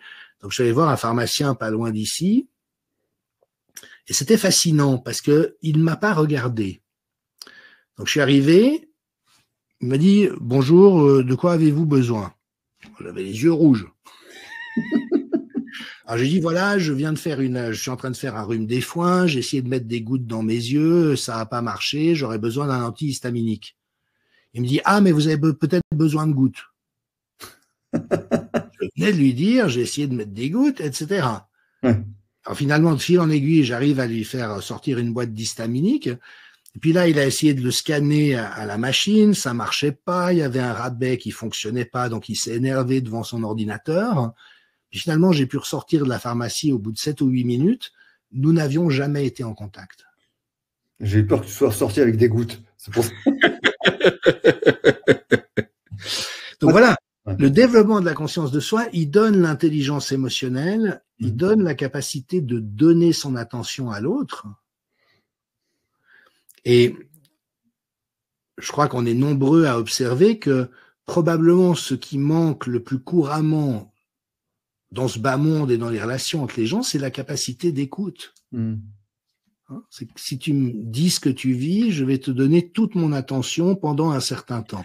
Mais on voit bien aussi que la capacité d'écoute est aussi dans le transfert, c'est-à-dire ah oui, mais justement, moi aussi j'ai été à la pharmacie hier et mais attends, je te parle pas de ça, je te parle de moi. Exactement. Oui, mais alors, attends, la dernière fois, c'est voilà, cette incapacité à effectivement écouter, à laisser l'autre s'exprimer pleinement. Tout à fait. Sans avoir besoin de donner de conseils, de donner son avis, de parler de soi. Ou alors d'une manière qui va être enrichissante. C'est-à-dire que peut-être que tu as vécu quelque chose de similaire et que ça va être utile pour moi que tu le partages, mais pas dans une nécessité automatique.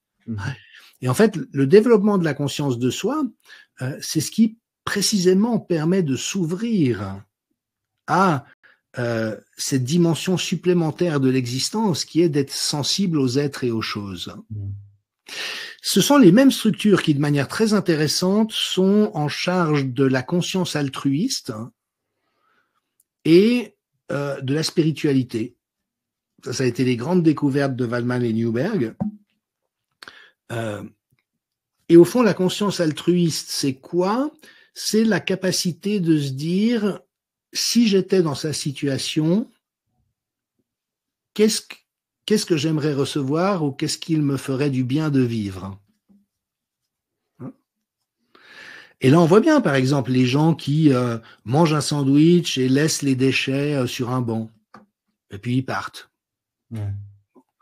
Et si toi, tu as la prévenance de dire je vais mettre mes déchets à la poubelle, c'est que tu as intégré le fait que tu n'aimes pas arriver sur un banc où il y a des déchets. Donc, que c'est circulaire. Et à partir de ces petits exemples où le comportement routier, évidemment, est très, très éclairant à ce niveau-là, Et ce qui est intéressant, c'est qu'on voit qu'il y a en nous cette possibilité d'une manière d'être en relation avec soi-même et les autres qui est plus mature, qui est plus aboutie, qui est plus généreuse, qui est plus altruiste, qui est plus juste, mais que malheureusement, elle est peu développée, sous-développée ou non développée chez un ensemble de personnes, parce que le développement de ces compétences dépend de la qualité de ce qui a été reçu et vécu.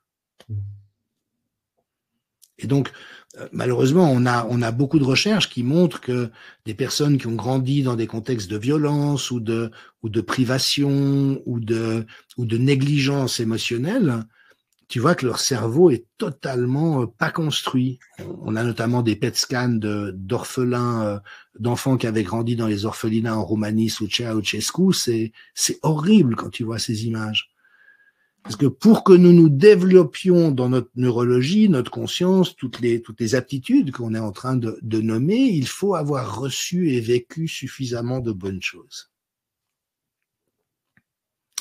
Et c'est là où notamment une époque comme celle qu'on est en train de vivre est redoutable. Parce que comme elle nous inflige des chocs à répétition, comme elle nous plonge en permanence dans la morosité, la violence, la maltraitance, la perversité, on s'accoutume au bombardement, aux scènes de guerre, aux faits divers, aux viols, aux coups de couteau. Tu vois, on baigne dans un environnement comme ça qui devient extrêmement dur. Et ça a tendance à recroqueviller l'être, mais aussi à atteindre la neurologie. Alors, petite neurostratégie. Allez. Une des grandes découvertes. Deuxième petit cadeau. Une des grandes découvertes de la psychologie, notamment de la psychologie positive, part de ce constat qu'on est beaucoup plus réactif à ce qui est négatif qu'à ce qui est positif. Et c'est normal, vu que notre survie dépend du fait de se tenir à l'écart de ce qui est dangereux ou déplaisant. Donc, pour te donner un exemple, si je flash sur un écran pendant une fraction de seconde le mot « non », ton cerveau va avoir une réaction qu'il est possible de constater. Si je flash de la même manière le mot « oui », il ne se passe rien. Pourquoi? Parce que le mot « non » est un mot qui fait réagir. Le mot « oui », ça va, quoi. Mais « non », tu vois, par définition, c'est un mot qui exprime un obstacle ou un désaccord. Autre exemple que j'aime bien citer, si je te fais un compliment d'une certaine intensité ou que je te fais une critique de la même intensité, le compliment va te glisser dessus comme sur les plumes d'un canard, alors que la critique, tu vas probablement la ruminer pendant des heures. Ouais. On est plus sensible au négatif. Voilà. Donc, même chose, si on projette sur un écran des images de gens heureux, d'enfants qui jouent, de choses charmantes, bah oui, ça met notre cerveau dans de bonnes dispositions, mais si on projette des images d'accidents, d'attaques, de guerre, là, ça résonne énormément. Et donc, cela veut dire que pour entretenir notre santé cérébrale et psycho-affective, nous avons besoin de davantage de stimuli positifs que de stimuli négatifs. Et donc, Barbara Fredrickson et Martin Seligman, dans le courant de la psychologie positive, ont proposé qu'il fallait au moins 3 expressions positives pour une expression négative. Et de préférence 5. Alors, il y a des discussions sur les chiffres, mais on a pu voir des confirmations tout à fait étonnantes, comme par exemple le fait que si tu enregistres un colloque d'équipe dans une situation professionnelle et que tu notes toutes les expressions négatives, verbales ou non verbales, par exemple, tu dis quelque chose et je lève les yeux au ciel. Négatif. Qu'est-ce qu'il est bavard, ce Frédéric, ce que je me dis dans ma tête. Ou des mots négatifs. Non, mais ton idée, là, franchement, je comprends pas qu'on puisse même penser à une idée pareille. Ou des expressions du langage courant qui sont des poisons. T'es nul. Ah, t'es nul, là. T'es nul, ça veut dire quoi? Ça veut dire t'es rien. Tu ne vaux rien.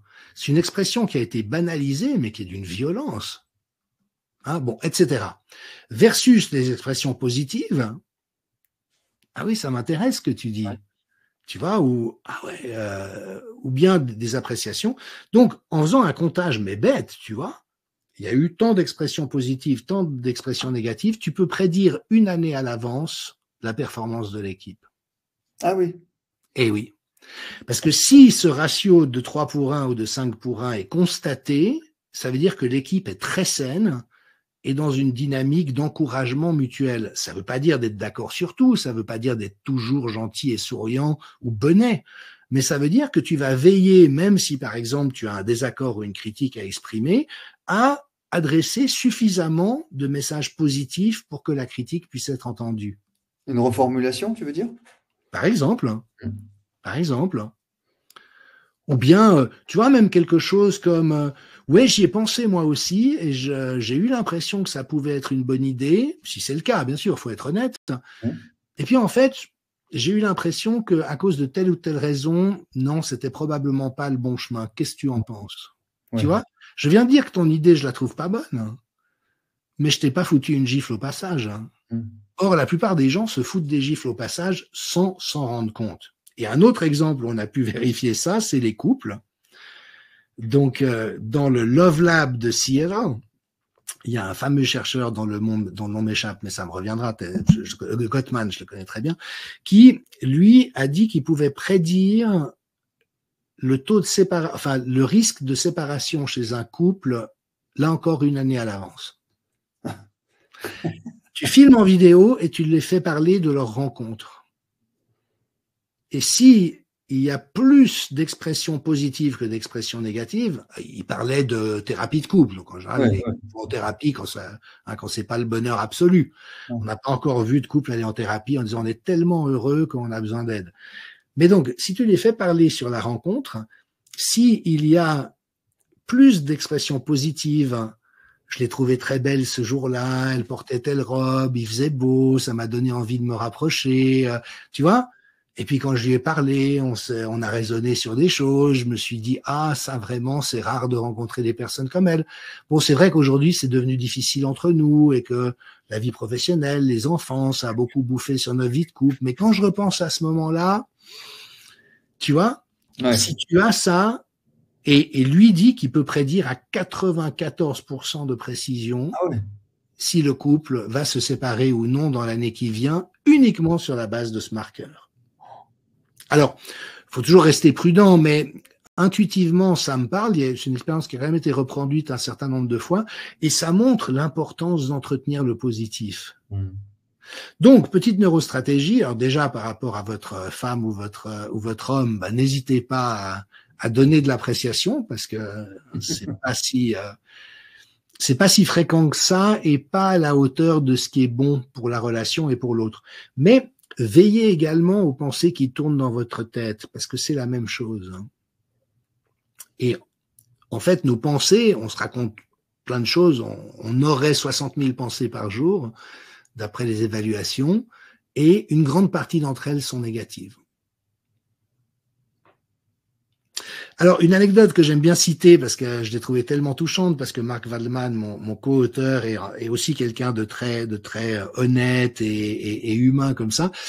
Il m'a dit que quand il a découvert ça, il en a parlé avec sa femme, et que sa femme lui a dit, mais écoute, je suis désolé d'avoir à te le dire, mais moi je trouve que tu râles un peu tout le temps, que très souvent ce que tu exprimes est négatif. Oh merde.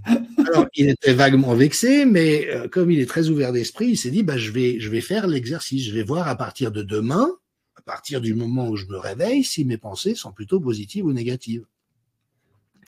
Et puis, il raconte que ça a été un cauchemar. C'est excellent. Il est sorti promener son chien, et au bout de 10 minutes, il s'est aperçu qu'il n'avait eu à peu près que des pensées négatives. Ah ouais. Le voisin a de nouveau mal garé sa voiture. Celle-là, avec ses enfants, elle fait n'importe quoi. Et puis, ils n'auraient pas pu ramasser la crotte de leur chien. Et puis, qu'est-ce qui va m'arriver aujourd'hui? Ah ouais, j'ai cette facture que j'ai pas payée. Puis, il y a machin qui m'emmerde. Et qu'en fait, alors que c'est vraiment un type adorable, sans s'en rendre compte, quand il prenait la peine d'observer, il baignait en quasi-permanence dans la négativité. Alors, le lendemain, il a refait la même expérience, mais en disant, je vais impulser du positif. Ah ouais, le voisin là, il est de nouveau mal garé, comme toujours, mais celui-là, il se gare toujours bien. Ouais, hop. Puis là, bon, il y a une crotte de chien, mais il n'y en a pas d'autres, donc ça veut dire que les autres maîtres ont... Et puis, c'est vrai que cette voisine, elle fait chier avec ses enfants, mais ceux-là, là-bas, ils ont des enfants adorables. Tu vois, pour contrebalancer le truc. Et on a aujourd'hui en Occident une auto-intoxication par la négativité qui est redoutable. Et surtout quand le gouvernement maltraite et intoxique la population comme c'est le cas aujourd'hui. Et nous devrions entretenir et diffuser au moins 3 fois plus de choses positives que de choses négatives. Mais oui, c'est-à-dire qu'on inverse le processus, mais c'est vrai que cette négativité, c'est un moyen de contrôle. Ah oui, bien sûr. C'est... Bien sûr. Mais le moyen pour nous de nous soustraire à ça, c'est aussi précisément de lutter par le fait d'entretenir. Alors, il ne s'agit pas de nier le négatif, il s'agit surtout pas, parce qu'on entend ça aussi, il faut surtout pas voir le négatif, parce que c'est comme ça qu'on changera le monde de manière magique. Mais ça, de mon point de vue, c'est pas vrai. Par contre, pour pouvoir bien tenir compte du négatif et trouver des bonnes choses à faire pour essayer d'aller contre, on a besoin d'entretenir notre bien-être, notre santé, notre capacité d'émerveillement, notre exposition à la beauté. On parlait du deuil tout à l'heure, mais les 2 dernières étapes, sauf erreur de ma part, les 2 dernières étapes, c'est l'acceptation et la reconstruction. Oui. Hein, donc c'est vraiment balancer le côté, je crois que c'est ça, hein, de mémoire, mais rebalancer du côté positif. Donc ça nous fait quand même plusieurs petits tips que tu nous as donnés ce soir. Ouais. Alors un autre, puisqu'on y est. Ah bah attends. Parce que si on fait ce travail d'observation, à quoi est-ce que je suis en train de penser? À quoi est-ce que j'ai pensé au cours des 10 dernières minutes écoulées? Et qu'on observe que vraiment on était dans de la négativité et puis que ça nous a mis dans un état de stress. Parce que moi, si je pense à Macron, je sens du stress. Hein. Et ce qu'il faut savoir, c'est que ce type de réaction se produit qu'on en soit conscient ou non. Alors, on connaît tous ce truc, il est impossible de ne pas penser à quelque chose. Hein. Ouais. Ne pense pas à une girafe. Ne pense pas à Macron. Bon. Maintenant, Macron, il a fait tellement de mal à tellement de gens, il est tellement tordu et dramatique que si vous êtes normalement lucide, vous allez être stressé en entendant son nom. Maintenant, si au cours d'une journée, vous entendez Macron, Véran, bidule, truc-muche, Covid, Gaza, Ukraine, vous voyez ce que je veux dire? Ça génère un espèce de bruit de fond de stress qui devient extrêmement envahissant. Et nous devons vraiment être lucides par rapport à ça parce que on est poreux par rapport à ces stimuli et ces inputs qui viennent du monde extérieur. Alors, une nouvelle, c'est qu'on n'est pas sans ressources. C'est ça. Neurostratégie.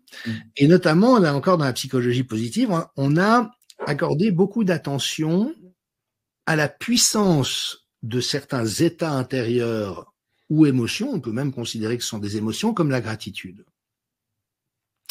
Parce qu'en fait, il est neurologiquement impossible de ressentir de la gratitude et de la colère en même temps, ou de la gratitude ou de la peur en même temps. Quand vous mobilisez le réseau qui est activé lorsqu'on ressent des états de gratitude, des sentiments de gratitude, ça désactive la peur et la colère. Et donc, essayez de penser aux raisons que vous avez de ressentir de la gratitude. Vous êtes en bonne santé, même si demain est inquiétant, on a un toit sur la tête, il y a des gens qu'on aime autour de nous. Et puis, dans la vie de tous les jours, il y a 26 000 supports d'émerveillement de minute en minute, dans la plupart des cas et la plupart des contextes.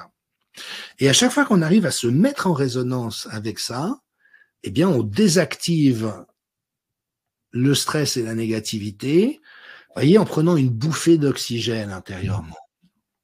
Mais est-ce que je peux forcer le trait en disant, ben, je suis plein de gratitude vis-à-vis de Macron, parce que grâce à lui, déjà, peut-être que je t'ai connu, peut-être que j'ai aussi construit une espèce d'esprit critique qui permet de voir mieux. Peut-être, je peux, alors, sans le remercier pour autant, mais je peux extraire de cette expérience un petit peu longue parfois, de plein d'éléments positifs qui sont construits grâce à cela. S'il n'y avait pas eu de Covid, peut-être que je n'aurais pas vécu ça.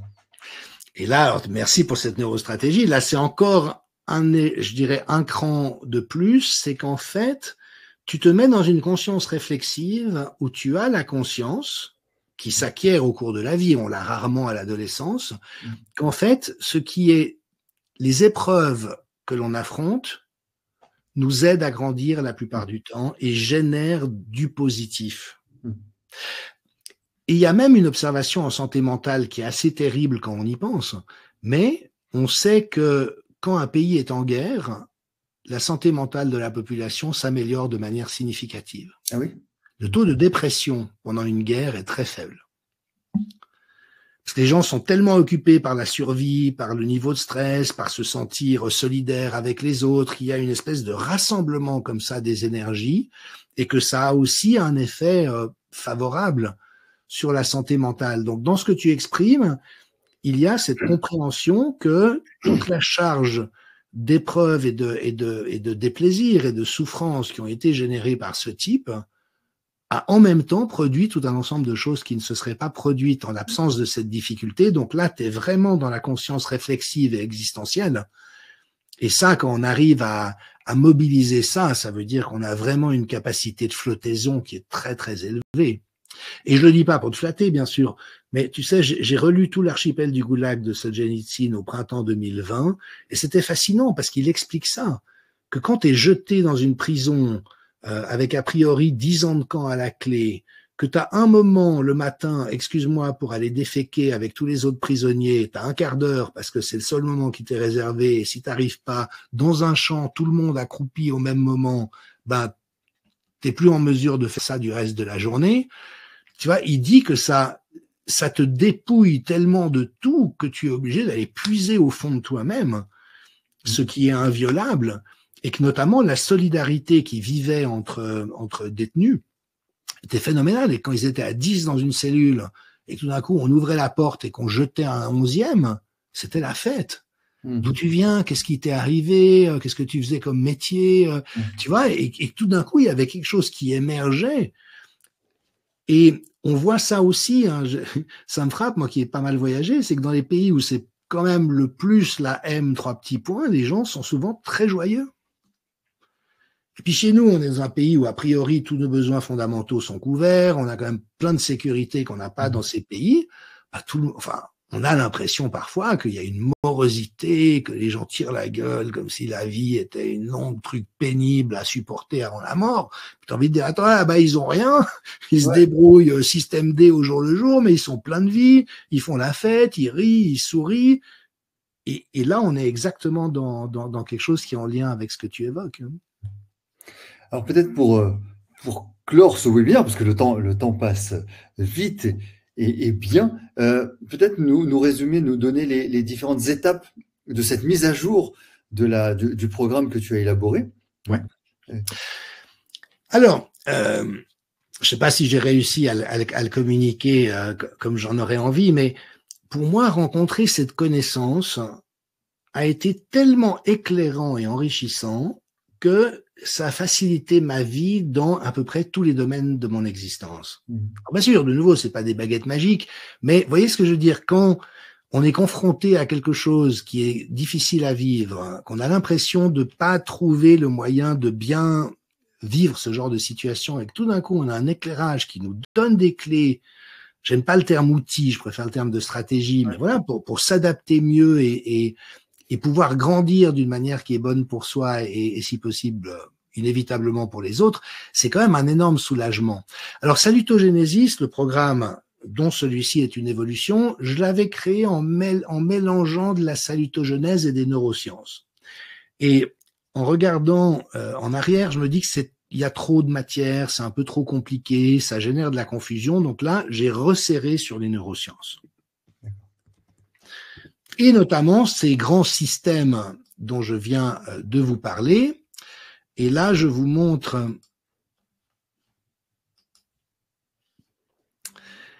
ce fameux modèle auquel on est arrivé, hein, qui sont ces 4 grands systèmes plus celui qu'on n'a pas encore évoqué, c'est que ces systèmes, ils sont là pour nous accompagner dans la vie et pour nous aider à agir, réagir, construire, faire des bons choix, etc.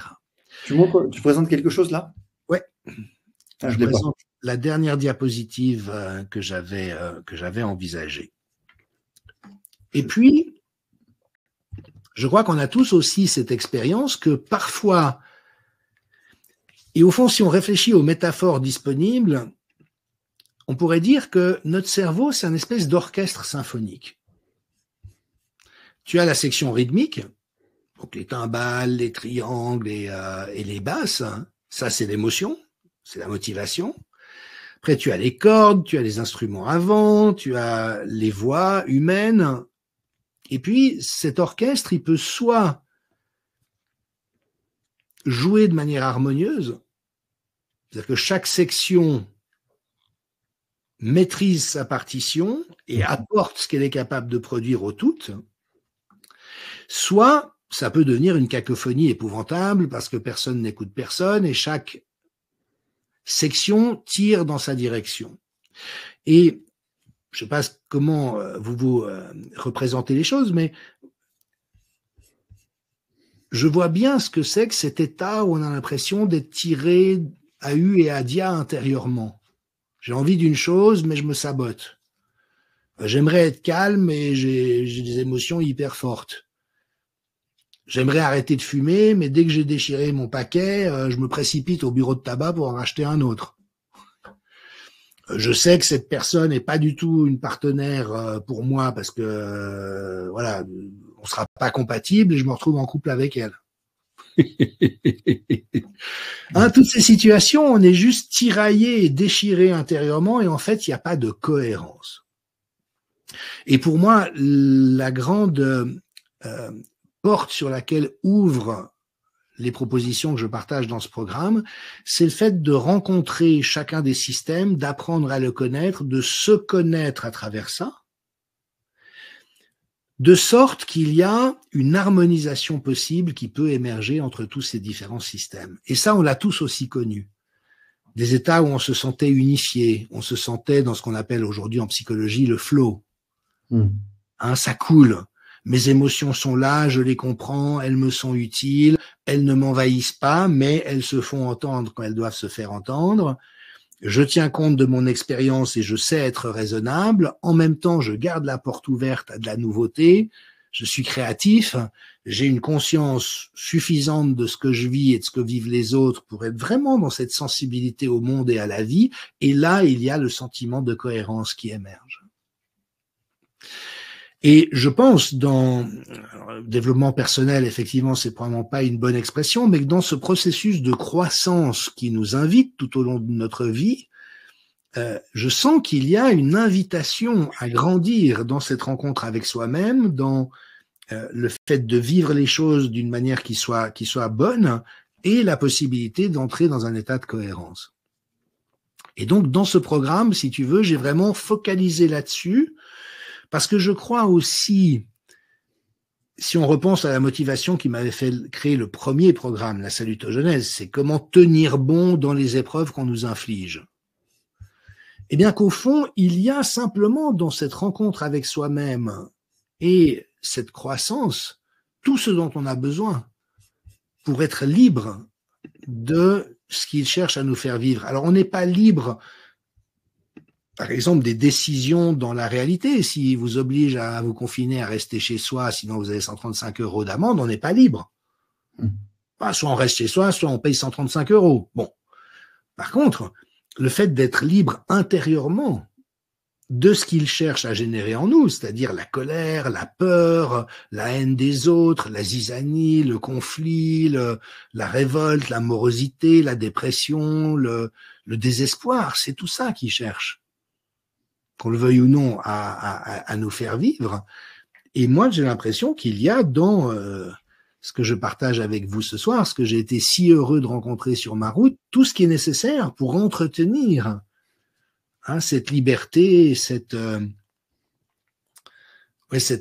manière d'être très vivant à l'intérieur. Donc voilà, j'ai vraiment axé ce programme dans cette direction. Après, c'est vrai que NeuroWisdom, par exemple, est un peu l'équivalent, sauf qu'il est très expérientiel.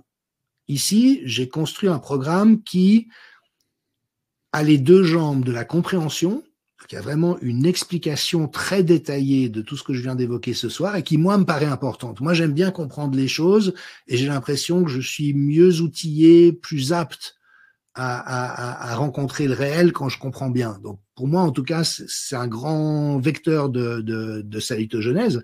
Et puis, les pratiques et les stratégies à appliquer, mais qui nous permettent aussi de gagner j'ai presque envie de dire en astuce.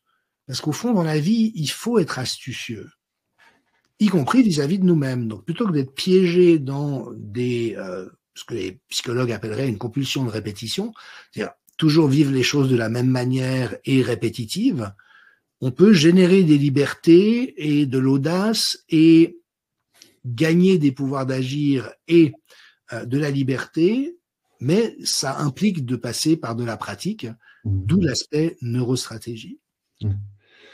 Ce programme est disponible à partir de quand? À partir de mercredi, et pour la première fois, ouais, ça je suis aussi tellement content, je vais offrir une mini-formation gratuite. Yo. Ouais, c'est quelque chose dont je rêve depuis longtemps parce que je comprends que tout le monde n'a pas la même motivation à forcément aller très loin dans cette exploration. Tout le monde n'a pas non plus les moyens que coûte un programme, même si ça reste très raisonnable. Mais voilà, il y a des gens qui aujourd'hui sont tellement en difficulté du fait notamment de l'attaque des crimes de nos gouvernants contre les populations. Et donc, ça m'a tenu à cœur depuis longtemps de faire des mini-formations gratuites pour que tout le monde puisse avoir accès à des compréhensions et des pratiques de base. Donc, pour la première fois, je serai en mesure d'offrir une mini-formation. Toute personne intéressée peut s'y inscrire librement. Il n'y a aucune contrepartie d'aucune sorte.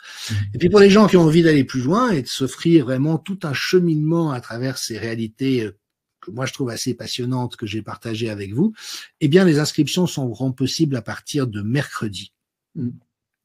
C'est un programme qui est conçu en un certain nombre de modules, comme les précédents, et puis comme la matière est assez riche, je suis resté dans cette manière de procéder qui me paraît vraiment bonne pour ce genre de proposition, qui est qu'en fait, il y aura un nouveau module chaque semaine pendant un certain temps. Parce que si on fonce à travers les modules, on passe à côté. Il faut vraiment prendre le temps de l'intégration. Et puis, il y aura un certain nombre de séances en visioconférence, parce que on a aussi pu observer dans les précédents programmes à quel point c'est vraiment utile d'avoir des moments de questions-réponses, de partage. Voilà, donc il y a 10 modules. On peut d'ores et déjà consulter la page du programme sur mon site. J'ai mis le lien plusieurs fois dans le chat. Voilà, je le remets de nouveau. Tout y est. Il suffit d'aller voir les programmes, les nouveaux programmes. Vous avez accès aussi aux précédents. Donc, comme ça, vous pouvez, et aux autres aussi, hein, même l'entretien avec Philippe Bobola. Il y a plein de neurowisdom, neurospiritualité, neurocommunication, tout ce que tu as évoqué tout à l'heure. Donc, voilà, il y a plein de. La loi du don, comme dit Christophe, effectivement. Donc ça, c'est la première mini-formation gratuite, mais après, je vais en faire une pour chacun des programmes que je propose déjà, sauf les masterclass avec des personnes comme Marie-Estelle Dupont. Ben ça, c'est leur programme, c'est son programme à elle. Mais pour tous ceux que je fais, voilà, je veux faire des mini-formations. Plus ça circule, mieux c'est. Et puis, voilà, je crois qu'on a aussi un enjeu aujourd'hui collectivement de grandir dans cette liberté, dans cette force de vie, dans cette capacité d'émerveillement, parce qu'au fond, ce sont nos meilleurs atouts pour traverser les moments difficiles qui nous attendent, et dans la confiance qu'il y a un nouveau monde en gestation, et que dans ce monde, si tout va bien, on sera un peu moins con et un peu moins soumis aux obsédés du pouvoir, à qui on a malheureusement laissé les commandes. Ça me fascinera toujours de cette volonté de nuire ou de tuer, or que la vie est tellement plus belle et plus simple. Bon, juste une petite précision. Encore une fois, oui, il y aura le replay qui sera à disposition bientôt. Et si on a déjà suivi Salutogenèse, est-ce pertinent de suivre celui-ci? demande Sophie, justement, c'est ce qu'on a évoqué. Alors, vous y avez accès de toute manière, donc toutes les personnes qui ont acquis Salutogenèse sur mon site, malheureusement, ça ne concerne pas les personnes, parce que ça m'est arrivé de le rendre disponible dans le cadre de congrès, notamment sur la résilience, où pour aider les organisateurs, je l'ai rendu accessible aux participants au congrès, mais les personnes qui ne l'ont pas acheté n'auront pas accès aux mises à jour. Cela dit, il y a peut-être un arrangement qui est possible. Mais pour toutes les personnes qui avaient acheté Salutogenesis, vous recevez automatiquement la possibilité d'obtenir cette mise à jour gratuitement. Le programme sera réenregistré dans de meilleures conditions, donc le contenu sera de qualité améliorée, et puis vous aurez accès automatiquement aux séances en direct par visioconférence, si ça vous intéresse bien sûr, mais qui auront lieu. Il y a 5 séances qui sont prévues, et ça évidemment que si le sujet et le contenu vous intéressent, c'est toujours une bonne chose d'avoir accès à ce genre de moments qui renforcent aussi l'intégration des connaissances qui ont été partagées. J'imagine que les cas d'espèce, par exemple, quelqu'un, c'est vite passé parce que vous êtes très nombreux, quelqu'un qui a eu accès à NeuroWisdom, est-ce qu'ils peuvent avoir accès à cela aussi? Non. Non, mais c'est un programme très différent. Donc, c'est comme si vous achetez une bouteille de Bourgogne, la bouteille de Bordeaux vient pas forcément avec. Mais pour les personnes qui ont fait NeuroWisdom, personnellement, je verrais un grand intérêt à s'inscrire à celui-ci parce que là encore, il va y avoir un ensemble de compréhensions qui vont venir renforcer des expériences vécues dans le cadre de NeuroWisdom. Maintenant, tout dépend. Mais en ce qui me concerne, bon, moi, de nouveau, c'est des choses qui me passionnent et qui m'ont été tellement utiles que je suis plutôt assez gourmand de ce genre de contenu. Donc voilà, je pense que c'est une bonne combinaison. Même chose pour neurocommunication. Mais voilà, à chacun de voir, bien sûr. Chacun de découvrir, ouais. Merci Jean-Dominique, merci infiniment pour cette soirée, merci pour ta générosité. Vous voyez, j'ai pas trop parlé non plus, hein, donc c'est bien. Moi si. Mais heureusement, parce que c'est à toi de développer tout ça. Merci infiniment de cette bienveillance, cette générosité, ton sourire et ton rire. Merci à toutes et à tous d'avoir assisté à ce webinaire. On vous retrouve bientôt. N'hésitez pas à aller sur le site. Vous aurez un replay et on se retrouve très bientôt. Merci infiniment, cher ami. À très bientôt. Merci Frédéric. Merci pour tout. À bientôt. À bientôt. Au revoir. Au revoir. Je laisse couper. Hop.